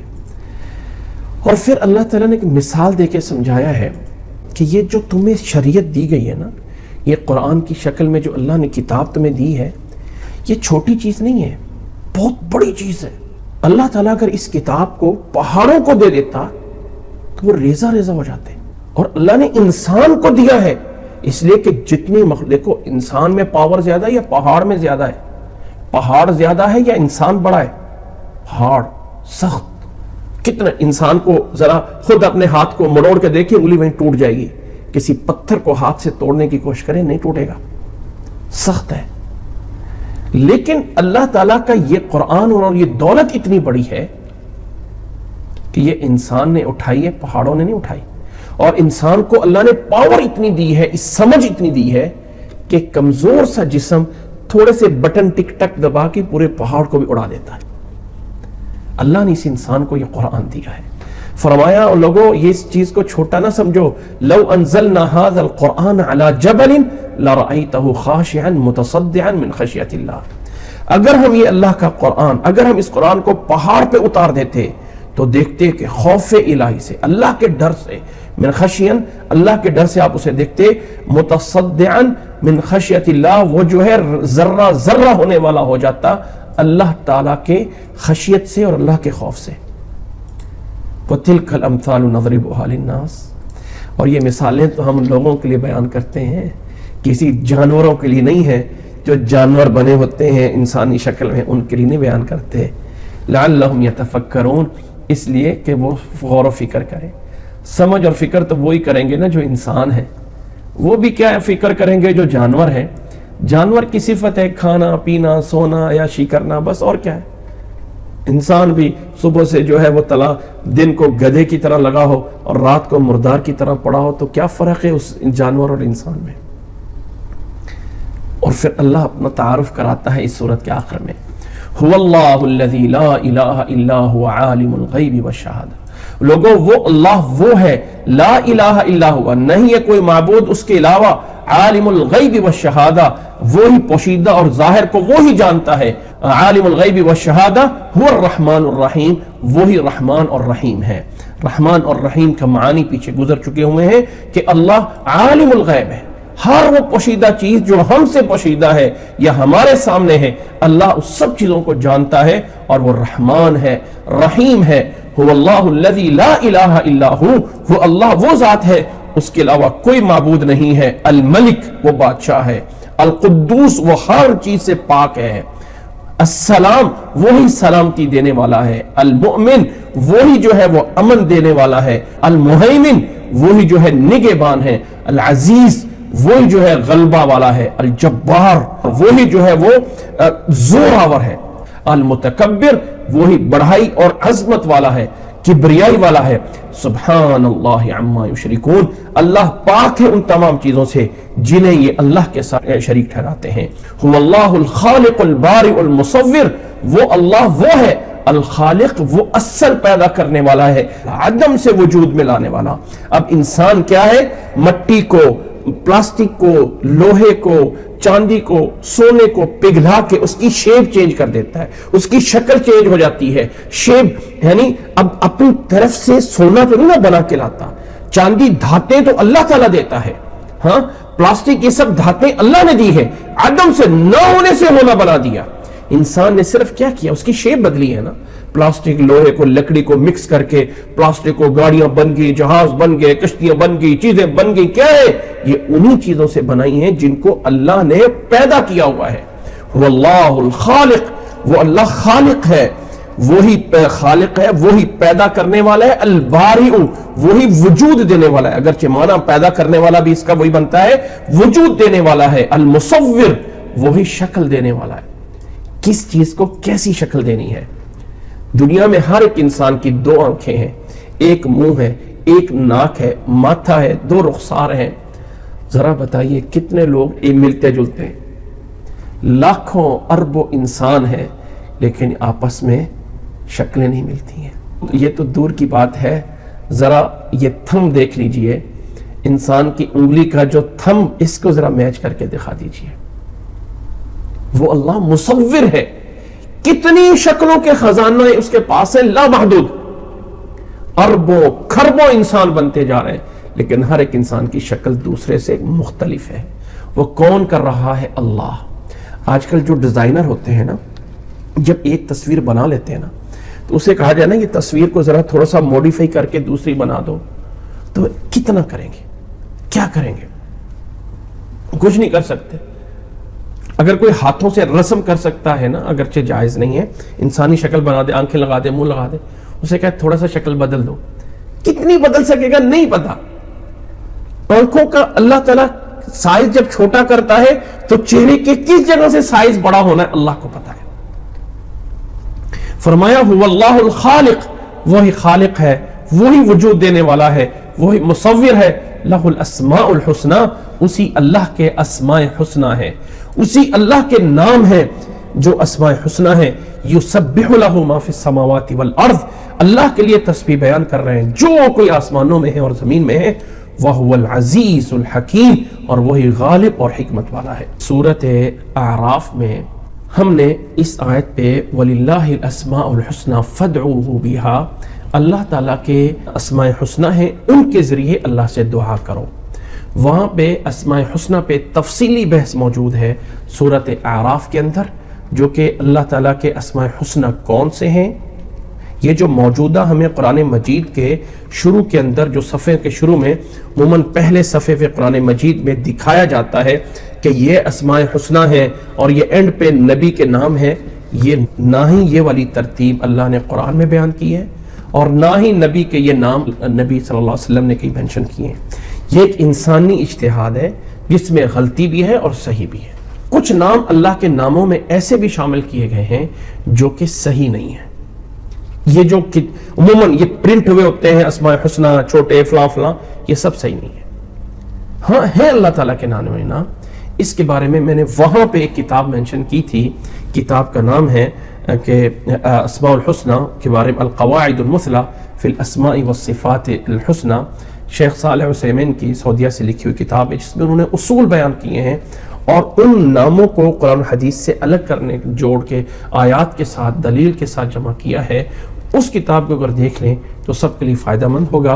ہماری ویب سائٹ الاحسان.com کے پہلے صفحے پہ کچھ نیچے جائیں تو بکس پڑی ہوئی ہیں اور ان بکس کے اندر وہ کتاب اردو ترجمے کے ساتھ بھی موجود ہے، اسماء الحسنی کے نام سے PDF فارمیٹ میں پڑی ہوئی ہے، وہاں سے آپ اس کو ڈاؤن لوڈ کریں اور دیکھیں کہ اللہ کے اسماء حسنی کون سے ہیں۔ هو اللہ الخالق البارئ المصور لہ الاسماء الحسنی، اللہ کے جو اسماء حسنی ہیں جو انہیں سمجھ لیتا ہے، ان پہ ایمان لاتا ہے، رسول اللہ صلی اللہ علیہ وسلم نے فرمایا دخل الجنہ، وہ جنت میں داخل ہو جائے گا۔ وہ اللہ وہ ہے کہ آسمان اور زمین کی ہر چیز اسی کی تسبیح کر رہی ہے، وَهُوَ الْعَزِيزُ الْحَكِيمُ، اور وہی غالب اور حکمت والا ہے۔ یہ تھی سورۃ حشر، اور اس کے بعد ہے سورۃ ممتحنہ۔ سورۃ ممتحنہ یہ بھی ایک مدنی سورت ہے، اور ممتحنہ کا معنی ہے جس میں امتحان لیا گیا ہو۔ اس کا کچھ بیک گراؤنڈ ہے۔ اللہ کے نبی صلی اللہ علیہ وسلم سن 6 ہجری میں اللہ کے نبی صلی اللہ علیہ وسلم کو خواب آیا کہ آپ عمرے کے لیے جا رہے ہیں۔ یہ ہم سورۃ فتح میں جان چکے ہیں۔ اللہ کے نبی صلی اللہ علیہ وسلم 1400 یا 1500 صحابہ کے ساتھ عمرے کے لیے گئے، کوئی لڑائی کی نیت نہیں ہے۔ حدیبیہ کے موقع پہ مکہ والوں نے نہ جانے دیا اور صلح ہو گئی آپس میں، اور صلح کا معاہدہ ہوا 10 سال تک۔ اس 10 سال کے معاہدے کے اندر جو ہے آپس میں لڑائی نہیں ہوگی 10 سال تک، لیکن ابھی سال یا 1.5 سال ہی گزرا تھا کہ مکہ والوں نے اس معاہدے کی خلاف ورزی کر دی اور معاہدہ توڑ دیا۔ ٹھیک 2 سال بعد سن 6 ہجری سے 8 ہجری میں اللہ کے نبی صلی اللہ علیہ وسلم نے مکہ پہ چڑھائی کر دی، 10,000 کا لشکر لیا اور مکہ فتح ہو گیا۔ اللہ تعالیٰ نے دین کو غالب کر دیا، مکہ کی فتح اللہ تعالیٰ نے عطا فرما دی۔ یہ جو مکہ کی طرف جب نبی صلی اللہ علیہ وسلم گئے تھے، اس راستے میں ایک واقعہ پیش آیا تھا۔ واقعہ کچھ اس طرح پیش آیا کہ اللہ کے نبی صلی اللہ علیہ وسلم نے مکہ کے اس سفر کو خفیہ رکھا۔ اللہ کے نبی صلی اللہ علیہ وسلم کے صحابہ میں ایک شخص تھا جس کا نام تھا حاطب بن ابی بلتع۔ یہ صحابی بھی اللہ کے نبی صلی اللہ علیہ وسلم کے ساتھ تھا اس لشکر میں۔ اللہ کے نبی صلی اللہ علیہ وسلم جب مدینہ سے مکہ کی طرف چلے تو 10,000 کا لشکر تھا۔ اس صحابی نے یہ کیا کہ اپنی طرف سے ایک پیغام لکھ کر مکہ والوں کو ایک عورت کے ذریعے بھیج دیا کہ محمد لشکر لے کے آ رہا ہے صلی اللہ علیہ وسلم اور تم پہ حملہ کرے گا۔ اللہ کے نبی صلی اللہ علیہ وسلم کو اللہ تعالیٰ نے وحی کے ذریعے بتا دیا۔ اللہ کے نبی صلی اللہ علیہ وسلم نے حضرت علی رضی اللہ تعالیٰ عنہ کو، حضرت مقداد رضی اللہ تعالیٰ عنہ کو، حضرت زبیر رضی اللہ تعالیٰ عنہ کو بھیجا اور کہا کہ فلانی جگہ پہ ایک جو ہے روضۃ الخاق پہ ایک عورت ہے جو جا رہی ہے مکہ کی طرف، اس کے پاس ایک پیغام ہے، وہ لے کے آؤ۔ یہ صحابہ جلدی سے اس جگہ پہ پہنچے، وہ عورت مل گئی۔ اس عورت سے کہا کہ تمہارے پاس ایک رقعہ ہے، اس نے انکار کیا، میرے پاس کچھ نہیں ہے۔ ان لوگوں نے کہا کہ نبی صلی اللہ علیہ وسلم کی بات غلط نہیں ہو سکتی، یا تو رقعہ نکال دے یا ہم تجھے جو ہے وہ تیری پوری طرح تلاشی لیں گے اور تمہیں کپڑے بھی اتارنا پڑے تو وہ بھی اتاریں گے۔ اس عورت نے اپنے بالوں کے اندر سے ایک رقعہ نکال کے دیا جس پہ حاطب بن ابی بلتع سے جو ہے پیغام تھا مکہ والوں کے لیے کہ محمد صلی اللہ علیہ وسلم لشکر لے کے آ رہے ہیں۔ یہ لوگ واپس آئے، اللہ کے نبی صلی اللہ علیہ وسلم نے حاطب بن ابی بلتع کو بلایا، اس سے پوچھا آپ نے ایسا کیوں کیا؟ یہ بظاہر غداری سمجھا جاتا ہے، جنگی راز دشمن کو دے دینا غداری سمجھا جاتا ہے۔ یہاں پہ ایک اصول نوٹ کر لیجئے۔ اور یہ صحابی بھی کون ہے؟ جو جنگ بدر کے شرکاء میں سے ہے۔ اس کو بلا پوچھا تو نے ایسے کیوں کیا؟ اس نے کہا اللہ کے نبی صلی اللہ علیہ وسلم مجھے پتا ہے کہ آپ نے مکے والوں پہ غالب آ جانا ہے، میرا یقین ہے، لیکن یہ باقی لوگ جو جا رہے ہیں نا، ان لوگوں کا وہاں مکہ میں اب کوئی نہیں ہے، میرے بچے، میرا خاندان سارا بھی وہاں پہ ہے، اور مکہ میں ان لوگوں کے اندر ہے جو کہ مکہ کو اس کو آگے جو ہے اس کی کمانڈ کر رہے ہیں۔ میں یہ پیغام بھیج کے ان پہ احسان کرنا چاہتا تھا کہ شاید اس احسان میں آ کے وہ میرے بچوں کی اور سب کے خاندان کی حفاظت کر لیں گے۔ مجھے 100% یقین ہے کہ آپ نے غالب آنا ہے، لیکن میں اپنے اس خاندان کی حفاظت کے لیے ان مکے والوں پہ احسان کرنا چاہتا تھا۔ اللہ کے نبی صلی اللہ علیہ وسلم نے اس کی بات سنی اور اسے معاف کر دیا۔ اور یہ وہ صحابی تھا جن کے بارے میں فرمایا کہ کچھ روایات میں آتا ہے کہ عمر رضی اللہ تعالیٰ نے کہا کہ اللہ کے نبی صلی اللہ علیہ وسلم مجھے اجازت دیجیے میں اس کی گردن اڑا دوں۔ فرمایا نہیں عمر، یہ بدر کے شرکاء میں سے ہے، اور اللہ تعالیٰ نے اہل بدر کے لیے کہا تھا اعملوا ما شئتم، آج کے بعد جو بھی عمل کرو گے اللہ تعالیٰ تمہارا سارے گناہ اللہ نے معاف کر دیے۔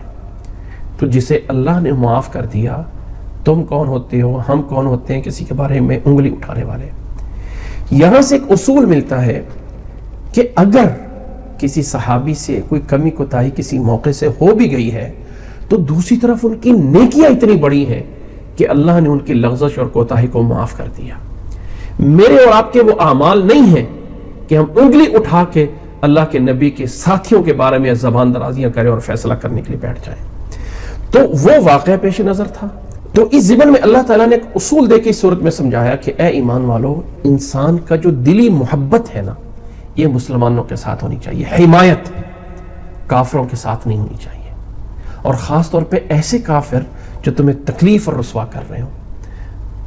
ابراہیم علیہ السلام کی مثال دے کے سمجھایا، اور پھر آخر میں ایک اصول بیان کیا۔ ہم آیات میں سے دیکھتے ہیں، پہلے سورت کا ترجمہ کرتے ہیں۔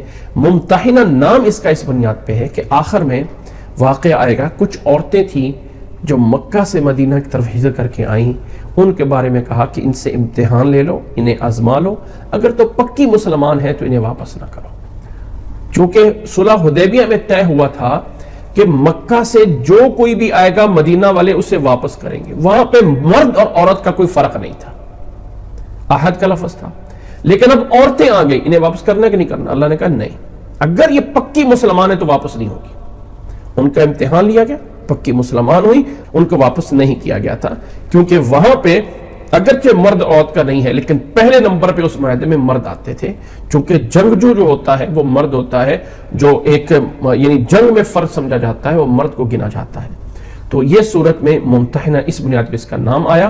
صورت کا آغاز ہے بسم اللہ الرحمن الرحیم، یا ایھا الذین آمنوا، اے ایمان والو، لا تتخذوا عدوی وعدوکم اولیاء، اے ایمان والو مت بناؤ میرے دشمن کو اور اپنے دشمن کو دوست، تلقون الیہم بالمودہ، تم ان کی طرف جو ہے وہ دوستی کا ہاتھ بڑھاتے ہو، وقد کفروا بما جاءکم من الحق، جبکہ وہ کفر کر رہے ہیں اس حق کے ساتھ جو تمہارے پاس آیا ہے، یخرجون الرسول وایاکم، انہوں نے رسول کو اور تمہیں نکالا ہے اور تم اس کے ساتھ دوستی کا ہاتھ بڑھا رہے ہو، ان تؤمنوا باللہ ربکم، اس لیے نکالا ہے کہ تم اپنے اللہ کو رب مانتے ہو، اس پہ ایمان لاتے ہو، ان کنتم خرجتم جہادا فی سبیلی وابتغاء مرضاتی، جب تم جہاد میں نکلے میرے راستے میں میری رضا تلاش کرنے کے لیے اور خفیہ طور پہ تسرون الیہم بالمودہ، یعنی پوشیدہ کر کے ان کی طرف دوستی کا ہاتھ بڑھا رہے ہو، یہ تمہارے لیے لائق نہیں ہے۔ وَأَنَا أَعْلَمُ بِمَا أَخْفَيْتُمْ، اور میں جانتا ہوں جو کچھ تم نے پوشیدہ کیا، وَمَا أَعْلَنْتُمْ، اور جو کچھ تم نے ظاہر کیا، وَمَن يَفْعَلْهُ مِنْكُمْ، اور جو کوئی آئندہ ایسا کرے گا، فَقَدْ ضَلَّ سَوَاءَ السَّبِيلِ، وہ سیدھے راستے سے گمراہ ہو جائے گا۔ إِن يَثْقَفُوكُمْ، اگر وہ تمہارے اوپر قابو پا لے، تمہارے وہ دشمن، تو مت سمجھو تمہاری حمایت کریں گے، يَكُونُوا لَكُمْ أَعْدَاءَ، وہ تمہارے دشمن ہوں گے، وَيَبْسُطُوا إِلَيْكُمْ أَيْدِيَهُمْ وَأَلْسِنَتَهُمْ بِالسُّوءِ، اور وہ اپنے ہاتھوں کو تمہاری طرف بڑھائیں گے اور اپنی زبانوں کو تمہاری طرف کریں گے بالسوء، برائی کے ساتھ، وَوَدُّوا لَوْ تَكْفُرُونَ، اور تم سے وہ چاہیں گے کہ تم بھی ان کی طرح کافر بن جاؤ۔ اور یاد رکھ لو، لن تنفعکم ارحامکم ولا اولادکم یوم القیامہ، لوگو یاد رکھ لو تمہاری یہ رشتہ داریاں تمہیں فائدہ نہیں دیں گی، تمہاری یہ اولادیں تمہیں فائدہ نہیں دیں گی قیامت کے دن، یفصل بینکم، تمہیں جو ہے قیامت والدن الگ الگ کر دیا جائے گا، واللہ بما تعملون بصیر، اور جو تم کر رہے ہو اللہ اسے خوب دیکھنے والا ہے۔ قد کانت لکم اسوۃ حسنۃ فی ابراہیم والذین معہ، لوگو تمہارے لیے ابراہیم علیہ السلام اور اس کے ساتھیوں کے بارے میں تمہارے لیے بہترین نمونہ ہے، اسوۃ حسنہ ہے۔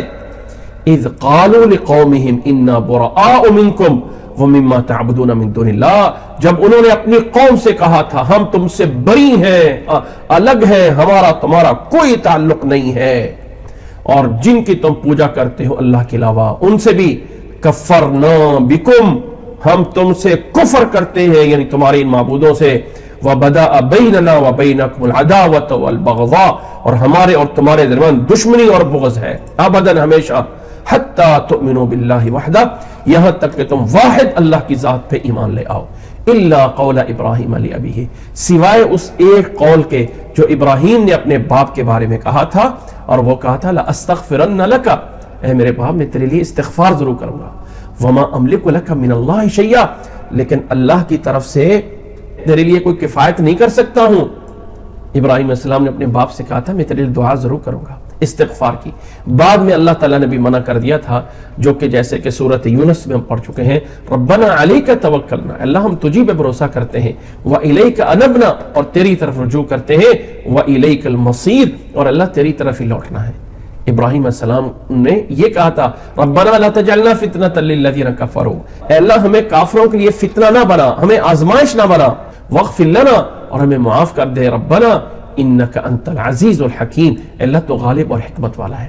پھر فرمایا لقد کان لکم فیہم اسوۃ حسنہ، تمہارے لیے ان کے اندر بہترین نمونہ ہے ہر اس شخص کے لیے، لمن کان یرجو اللہ والیوم الآخر، جو آخرت پہ اور اللہ تعالیٰ کی ملاقات پہ اور آخرت پہ یقین رکھتا ہے، وَمَن يَتَوَلَّ فَإِنَّ اللَّهَ هُوَ الْغَنِيُّ الْحَمِيدُ، اور جو کوئی اس سے منہ پھیر لے گا تو یاد رکھ لو کہ اللہ کسی کا محتاج نہیں ہے، اللہ تعالیٰ غنی ہے، حمید ہے، تعریفوں والا ہے۔ عَسَى اللَّهُ أَن يَجْعَلَ بَيْنَكُمْ، قریب ہے کہ اللہ بنا دے تمہارے درمیان اور ان لوگوں کے درمیان جن سے تم نے دشمنی کی ہے، اللہ تمہیں دوستی بنا دے، اللہ ان کو مسلمان کر دے اور تمہاری طرح بنا دے، اللہ قریب۔ اور ایسے ہی ہوا فتح مکہ میں، واللہ قدیر واللہ غفور الرحیم، اللہ قدیر بھی ہے اور اللہ غفور الرحیم بھی ہے، اللہ انہیں معاف بھی کر سکتا ہے۔ اس کے بعد اللہ نے اصول اور قانون اسلامی دیے ہیں جسے یاد رکھنا ہر مسلمان کے لیے ضروری ہے۔ یاد رکھے دین اسلام افراط اور تفریط میں نہیں ہے، حد سے گزر ادھر جاؤ یا حد سے ادھر گزر جاؤ جائز نہیں ہے، ایک درمیانہ راستہ ہے جو ہمیں اسلام دیتا ہے۔ اپنے دشمنوں کے ساتھ دشمنی کرنی ہے تو اس کا بھی ایک طریقہ ہے، اپنے حمایتیوں کے ساتھ حمایت کرنی ہے تو اس کا بھی ایک طریقہ ہے۔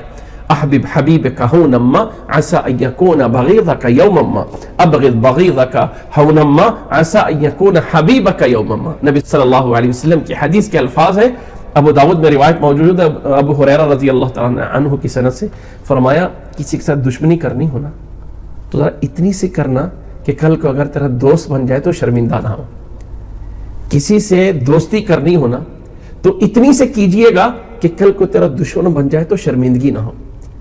احبب حبیبک ہونما عسى ان یکون بغیضک یوما، ابغض بغیضک ہونما عسى ان یکون حبیبک یوما۔ حدیث کے الفاظ بھی بڑے خوبصورت ہیں۔ تو اللہ تعالیٰ یہاں پہ ایک اصول بیان کر رہا ہے، ذرا اس پہ غور کیجئے گا۔ لا ینہاکم اللہ عن الذین، نہیں منع کرتا اللہ تعالیٰ تمہیں ایسے لوگوں سے کہ لم یقاتلکم فی الدین، جنہوں نے دین کے اندر تم سے قتال لڑائی نہیں کی، نمبر ایک، وَلَمْ يُخْرِجُوكُم مِّن دِيَارِكُمْ، اور تمہارے گھروں سے تمہیں نہیں نکالا، نمبر دو۔ ذرا غور کیجئے، اللہ تعالیٰ ایسے کافروں سے تمہیں منع نہیں کرتا جنہوں نے تم سے قتال نہیں کیا اور تمہیں تمہارے گھروں سے نہیں نکالتے ہیں، اللہ تمہارا اس سے منع نہیں کرتا کہ ان تبروہم وتقسطوا الیہم، کہ تم ان کی طرف اچھائی کرو، ان کے ساتھ بھلائی کرو۔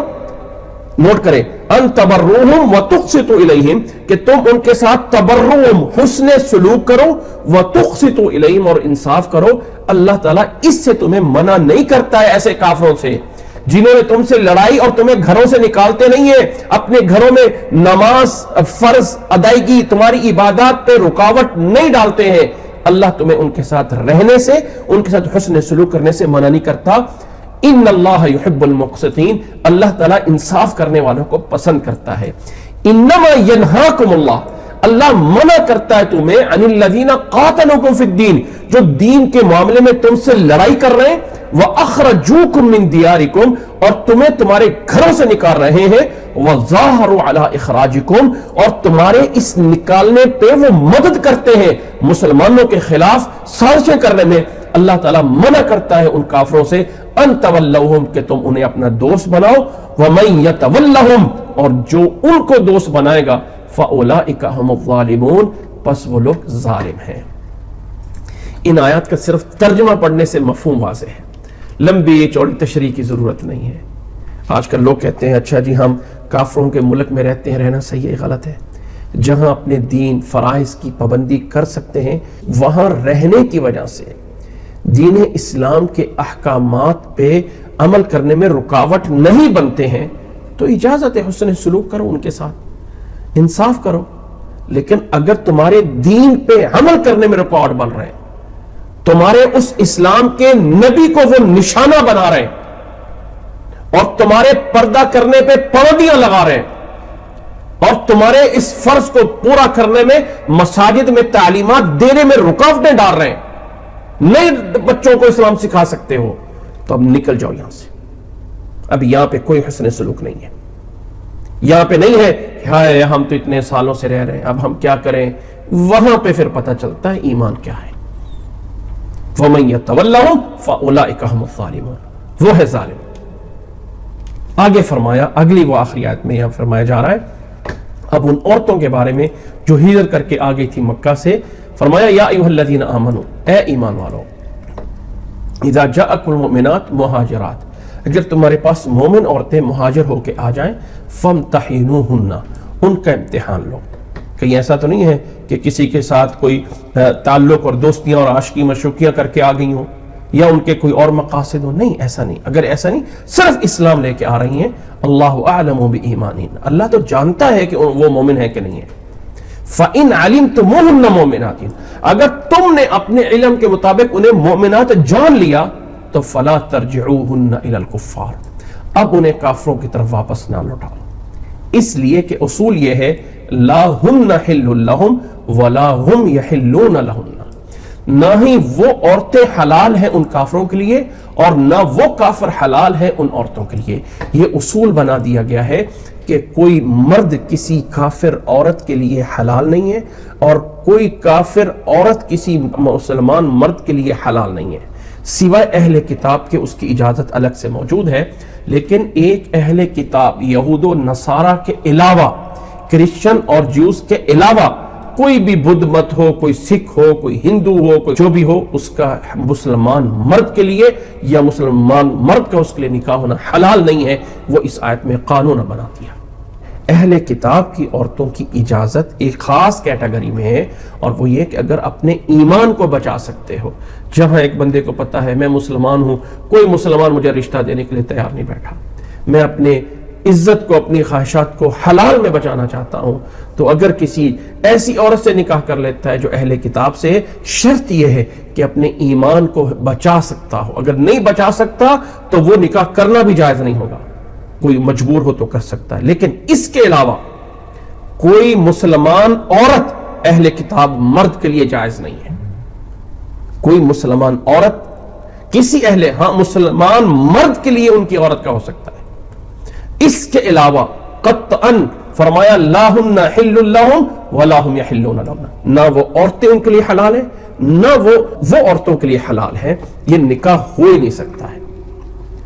ہاں اگر پہلے سے ان میں سے کوئی ایک مسلمان ہو جائے اور دوسرا کفر پہ رہے تو نکاح ختم، لیکن اگر اس کے مسلمان ہونے کے بعد وہ بھی مسلمان ہو گیا تو پھر ان کا پہلا نکاح ہی برقرار رہے گا۔ اللہ کے نبی صلی اللہ علیہ وسلم کی جب یہ آیت نازل ہوئی اس وقت جو ہے کچھ صحابہ بھی تھے جن کی بیویاں ابھی مسلمان نہیں ہوئی تھی، تو انہوں نے اپنی ان کافر بیویوں کو چھوڑ دیا تھا۔ اللہ کے نبی صلی اللہ علیہ وسلم کی ایک بیٹی تھی جو مکہ میں تھی، اس آیت کے نازل ہونے کے بعد اللہ کے نبی صلی اللہ علیہ وسلم نے اس کو بلا لیا تھا۔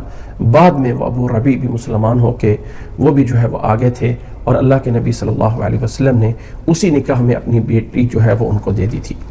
فرمایا لا ہن حل لہم ولا ہم یحلون لہن وآتوہم ما انفقوا۔ اب یہاں پہ ایک اصول ہے، آج کل نا ایک چیز بنائی جاتی ہے کہ فلانی لڑکی کی ہم نے شادی کرنی ہے، وہ غریب ہیں، محتاج ہیں، اس کے لیے ہماری امداد اور ہیلپ کی جائے. عموماً یہ چلتا ہے. یاد رکھ لیں کہ اسلام میں عورت کی شادی اور نکاح کے لیے ہیلپ اور مدد اور ضرورت کی کوئی ویلیو نہیں ہے. اسلام میں لڑکی کی، چاہے وہ فقیر ہے، چاہے وہ یتیم ہے، چاہے وہ بیوہ ہے، چاہے جو ہے، اس مناسبت سے کہ وہ یتیم لڑکی ہے، وہ غریب لڑکی ہے، اس کی شادی کے لیے ہمیں زکوٰۃ کا فنڈ دینا ہے، ہمیں فلاں دینا ہے، اسلام میں اس کا کوئی تصور نہیں. ہاں ایز اے فقیر، ایز اے یتیم، ایز اے ہونے اس بنیاد پہ دے سکتے ہیں، لیکن شادی کے لیے، ہاں شادی کے لیے جو دینا ہے نا وہ خامد کو دینا ہے. کیوں بھائی؟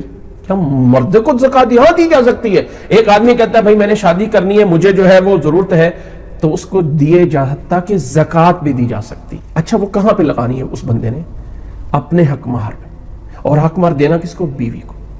یعنی بیوی کو ایک طریقے سے دیا گیا ہے کہ یہ بات سمجھانے کے لیے کہ یہ جو حق مہر ہے یہ اس عورت کی بڑی جائیداد ہے. عورت کی جو سب سے بڑی جائیداد ہوتی ہے نا اس کی، وہ اس کا حق مہر ہوتا ہے. اور آج کل ہم حق مہر کو ویلیو نہیں دیتے. 500 رکھ لو، 200 رکھ لو، 5000 رکھ لو، بڑی چھلانگ لگائیں گے تو 10,000 رکھ لو، اور بڑی چھلانگ لگا دیں گے تو 50,000 رکھ لو، اور بڑی چھلانگ لگا دیں تو 1,00,000 حق مہر رکھ دو. اور شادی پہ کتنا خرچہ کیا جا رہا ہے؟ وہ جی 80-90 لاکھ روپے. ایک شادی پہ نکاح کے لیے بلایا گیا تو مجھے اندازہ ہوا، میں نے ویسے پوچھا اس آدمی سے کہ یہ کتنی کا ارینجمنٹ پہ خرچہ آ رہا ہوگا. کہتا ہے کہ اس ارینجمنٹ پہ پاکستانی 90 لاکھ روپے ہمارا خرچہ آ رہا ہے. اچھا نکاح پڑھایا گیا تو حق مہر کتنا ہے؟ 10,000 رکھ دو. مجھے افسوس آیا کہ اس ارینجمنٹ پہ 90 لاکھ خرچہ ہو رہا ہے اور حق مہر میں آپ جو ہے وہ 10,000 پہ رکھ رہے ہیں. یہ جائز نہیں. اصل شادی کا خرچہ ہے حق مہر، جو عورت کا حق اس طرف سے دینا ہے. ہم نے سمجھا عورت کا حق مہر اسے جہیز میں دے دو اور جان چھڑا لو.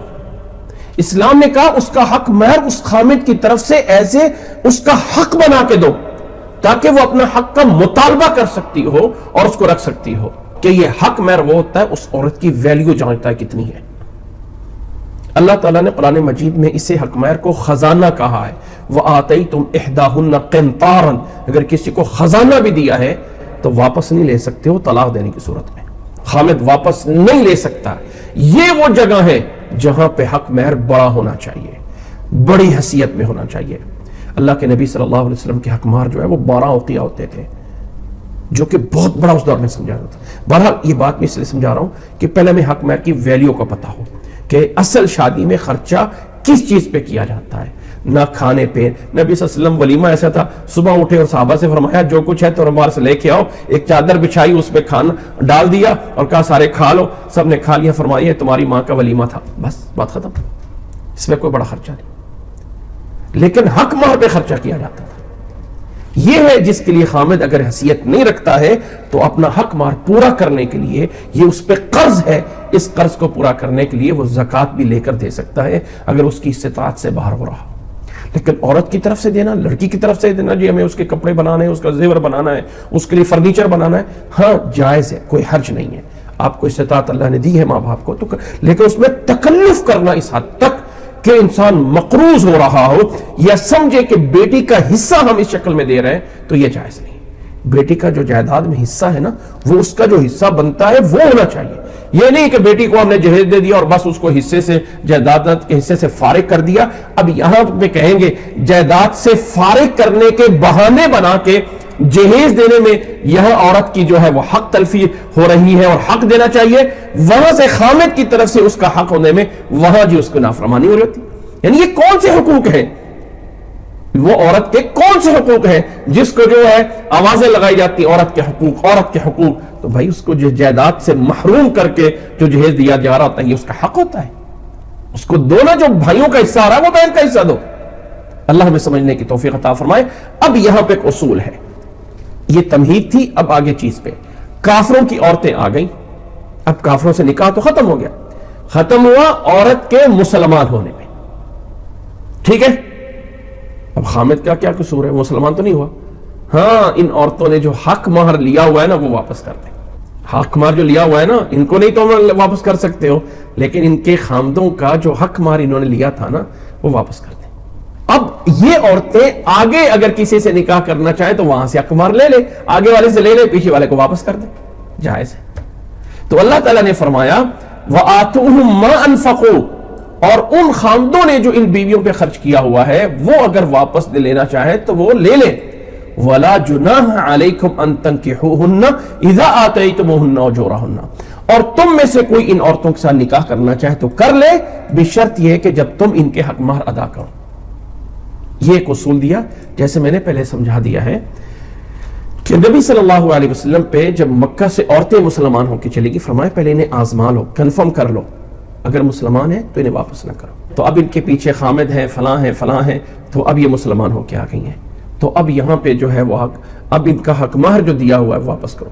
اس میں کوئی شک نہیں کہ حق مہر خامد کی حیثیت کے مطابق ہونا چاہیے، لیکن یہ کون سی بات ہے کہ آپ شادی کرنے پہ جو ہے وہ 20 لاکھ روپے لگا رہے ہوں اور حق مہر جو ہے وہ 10,000 پہ رکھ رہے ہوں؟ کیا یہ حیثیت یہاں پہ نہیں آتی ہے؟ چاہیے تو یہ تھا کہ اگر 10 لاکھ روپے آپ خرچہ کر رہے ہو شادی پہ تو 5 لاکھ اس لڑکی کو دو نا، پھر باقی 5 لاکھ باقی ارینجمنٹ پہ لگاؤ تو سمجھ آتی ہے۔ یہاں ارینجمنٹ پہ ڈبل سے ٹرپل ہو رہا ہے، یہاں خامد کی انکم کا کوئی پتہ نہیں ہے، یہاں خامد کی کوئی انکم نہیں ہے، یہاں جو اس کو جہیز دے رہے ہیں اور پراپرٹی سے اس کا حصہ اس کے والدین ختم کر رہے ہیں، یہاں کوئی فکر نہیں ہے۔ اس کو وہ حصہ دیں جو پراپرٹی کا بنتا ہے بھائیوں کی طرح، یہ نہیں کہ اس کا تو اپنے جہیز دے دیا اور فارغ کر دیا ہے۔ دونوں طرف سے ہے۔ حیثیت تو یہ بھی رکھی گئی ہے کہ ایک صحابی کے پاس کچھ نہیں تھا، فرمایا جا تو اپنی بیوی کو یہ صورتیں یاد کروا دینا، یہی تیری طرف سے حق مارا، یعنی اس لیول پہ بھی جا کے رکھا ہے۔ لیکن دوسری طرف اس لیول پہ بھی کہا ہے کہ وَآتَيْتُمْ أَحْدَاهُنَّ قِنْطَارًا، کسی کو خزانہ بھی دیا۔ حیثیت ضرور ہے لیکن اس حق مہر کے خرچے کو ویلیو ہے۔ میں افسوس اس لیے کرتا ہوں کہ شادی بیاہ میں حق مہر کی رقم پہ کہاں جا کے ڈسکس ہوتی ہے۔ آیا آج ہم شادی کرنی اپنے بیٹے اور بیٹی کی، آپس میں بات کی ہے حق مہر کی؟ کچھ نہیں۔ فلانی جگہ پہ ٹینٹ لگانے ہیں، فلانا شادی ہال بک کروانا ہے، فلانا جگہ سے کپڑے سلانے ہیں، فلانا جگہ سے گاڑیاں لانی، ساری چیزیں طے ہو رہی ہیں۔ اور بھائی اصل چیز تو کی نہیں ہے، باقی چیزوں پہ لگے ہوئے ہو۔ لڑکی کی طرف سے اس کے جو یہ تیار کر دو، وہ تیار کر دو، وہ تیار کر دو، تاکہ اس کا زیادہ زیادہ اس کو دے دو تاکہ جائیداد سے اس کو کوئی حصہ نہ۔ فرق یہاں پہ پرابلم یہ ہے کہ اصل چیز جو ہے حق مہر کی، اس کو پہلے بیٹھ کے ڈسکس کر لو کہ بھائی ہم نے بیٹی دینی ہے، تم نے بیٹی لینی ہے، ٹھیک ہے، 5 لاکھ حق مہر ہے، خرچہ کچھ 1 لاکھ بھی نہ کرو، آؤ سیدھے کپڑے میں جا کے لے جاؤ، بات ختم۔ ایک طریقہ ہے نا، یعنی وہ پیسہ لگنے کی جگہ کون سی ہے شادی میں؟ اسلامی لحاظ سے وہ ایک حق مہر ہے۔ یہ نہیں کہا کہ 5 لاکھ ہو، 500 بھی ہو سکتا ہے، وہ 5 روپے بھی ہو سکتے ہیں، حیثیت ہے ہر جگہ پہ۔ آپ جب خامد کو جوڑا لے کے دے رہے ہو 1 لاکھ روپے کا، جس گاڑی پہ بٹھا کے جا رہے ہیں اس کا 2 لاکھ روپے رینٹ ہے، جس کمرے میں اس کو بٹھا اس کو سجانے پہ 3 لاکھ لگا دیا ہے، اور حق مہر پہ کہہ رہے ہو جی ہم خامد کی حیثیت اتنی ہے لہذا 10,000 رکھ لو، یہ کون سی کوئی بات ہوتی ہے؟ اس لیے ہمیں سمجھنا چاہیے۔ اب یہاں پہ عورتیں کافروں کی مسلمان ہو کے آ رہی ہیں، اللہ کا ہے ان کا حق مہر واپس کرو کافروں کا، اور تم ان سے نکاح کرو، ان کا حق مہر ادا کر دو۔ یہ تو نہیں کہا ان کو کپڑے لے کے دے دو، یہ تو نہیں کہا ان کو گھر میں کرو۔ جو پوائنٹ ہے اس کو سمجھنا ہے کہ اسلام میں اس شادی بیاہ میں کون سی چیز ہے جس کو ویلیو دینی ہے۔ فرمایا وَآتُوهُم مَا أَنفَقُوا، اور جو ان کافروں نے انہیں دیا ہوا ہے وہ واپس کرو۔ وَلَا جُنَاحَ، اور نہیں ہے تمہارے پر کوئی حرج کہ تم ان سے نکاح کر لو، اِذَا آتَيْتُمُوهُنَّ أُجُورَهُنَّ، جب تم ان کا حق مہر انہیں جو ہے وہ ادا کرو۔ وَلَا تُمْسِكُوا بِعِصَمِ الْكَوَافِرِ، اب یہاں سے مسلمانوں کو کہا گیا کہ اے مسلمانوں تم کافروں کی اس عصمت کو مت پکڑ کے رکھو، اس ناموس کو، یعنی بیوی کافرہ ہے تب اس کو چھوڑ دو۔ لیکن جب بیوی کافر کو چھوڑ رہے ہو، وَاسْأَلُوا مَا أَنفَقْتُمْ، جو تم نے حق مہر دیا ہے وہ واپس مانگ سکتے ہو۔ وَلْيَسْأَلُوا مَا أَنفَقُوا، اور کافروں نے جو بیوی کو حق مہر دیا ہوتا ہے اس کے مسلمان ہونے کی صورت میں واپس لے سکتے ہیں۔ ذَلِكُمْ حُکْمُ اللَّهِ يَحْكُمُ بَيْنَكُمْ، یہ ہے وہ اللہ کا قانون، فیصلہ جو اللہ تمہارے درمیان کرتا ہے۔ واللہ علیم حکیم، اور اللہ تعالی علیم ہے، جاننے والا اور حکمت والا ہے۔ وَإِن فَاتَكُمْ شَيْءٌ مِّنْ أَزْوَاجِكُمْ مِنَ الْكُفَّارِ فَعَاقَبْتُمْ فآتوا الذین ذهبت ازواجهم مثل ما انفقوا واتقوا اللہ الذی انتم به مؤمنون. پہلے یہ مسئلہ سمجھ لیجئے، پھر میں آیت کا ترجمہ کرتا ہوں.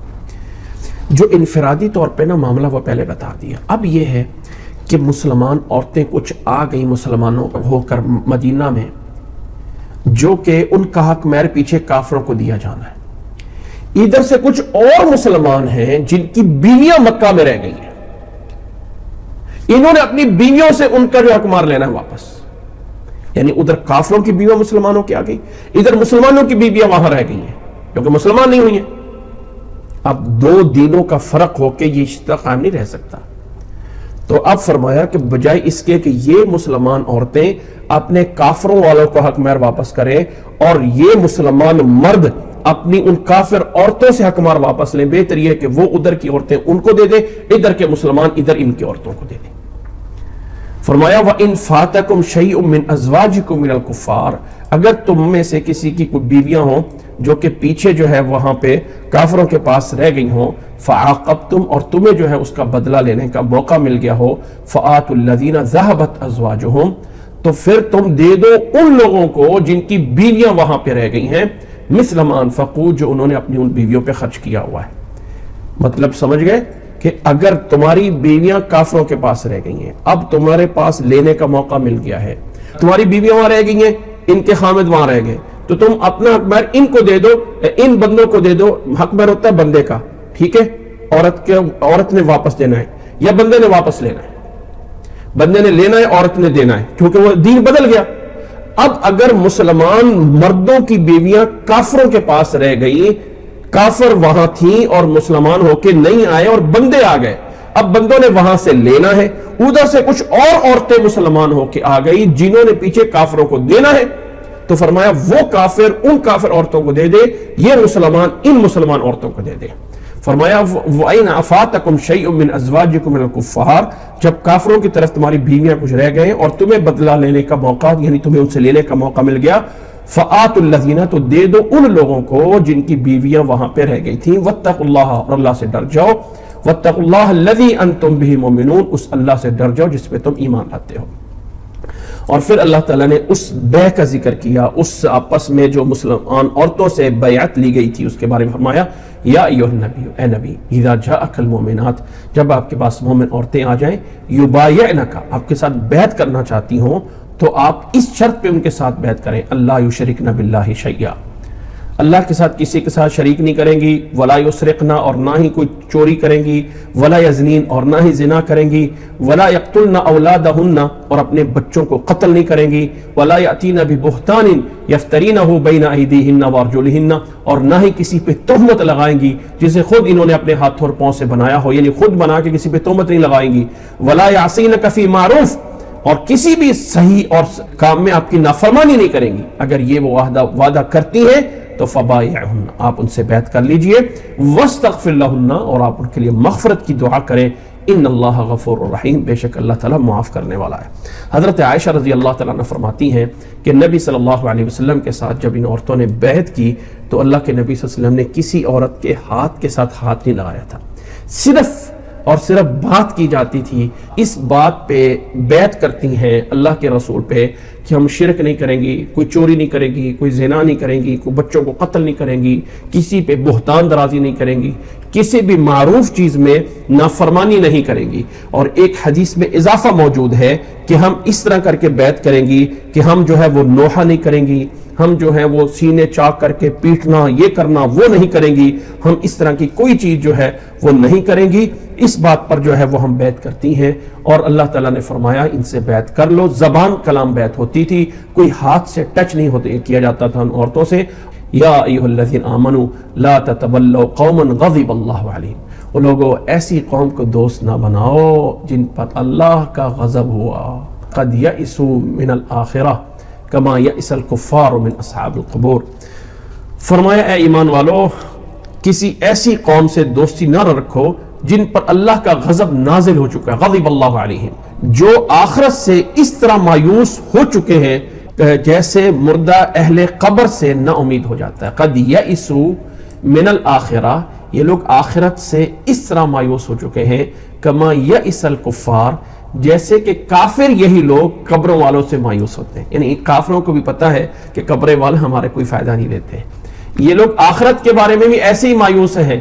تو فرمایا اللہ کا غضب ہے ان پر، اس قوم پہ، اور تم اس قوم سے کبھی بھی دوستی نہ لگاؤ. یہ ہے اس صورت کی آخری اور مین نصیحت. اللہ تعالیٰ میں یہ سمجھنے کی اور اللہ تعالیٰ ہمیں عمل کرنے کی توفیق عطا فرمائے. جزاکم اللہ احسن الجزاء وآخر دعوانا ان الحمد للہ رب العالمین.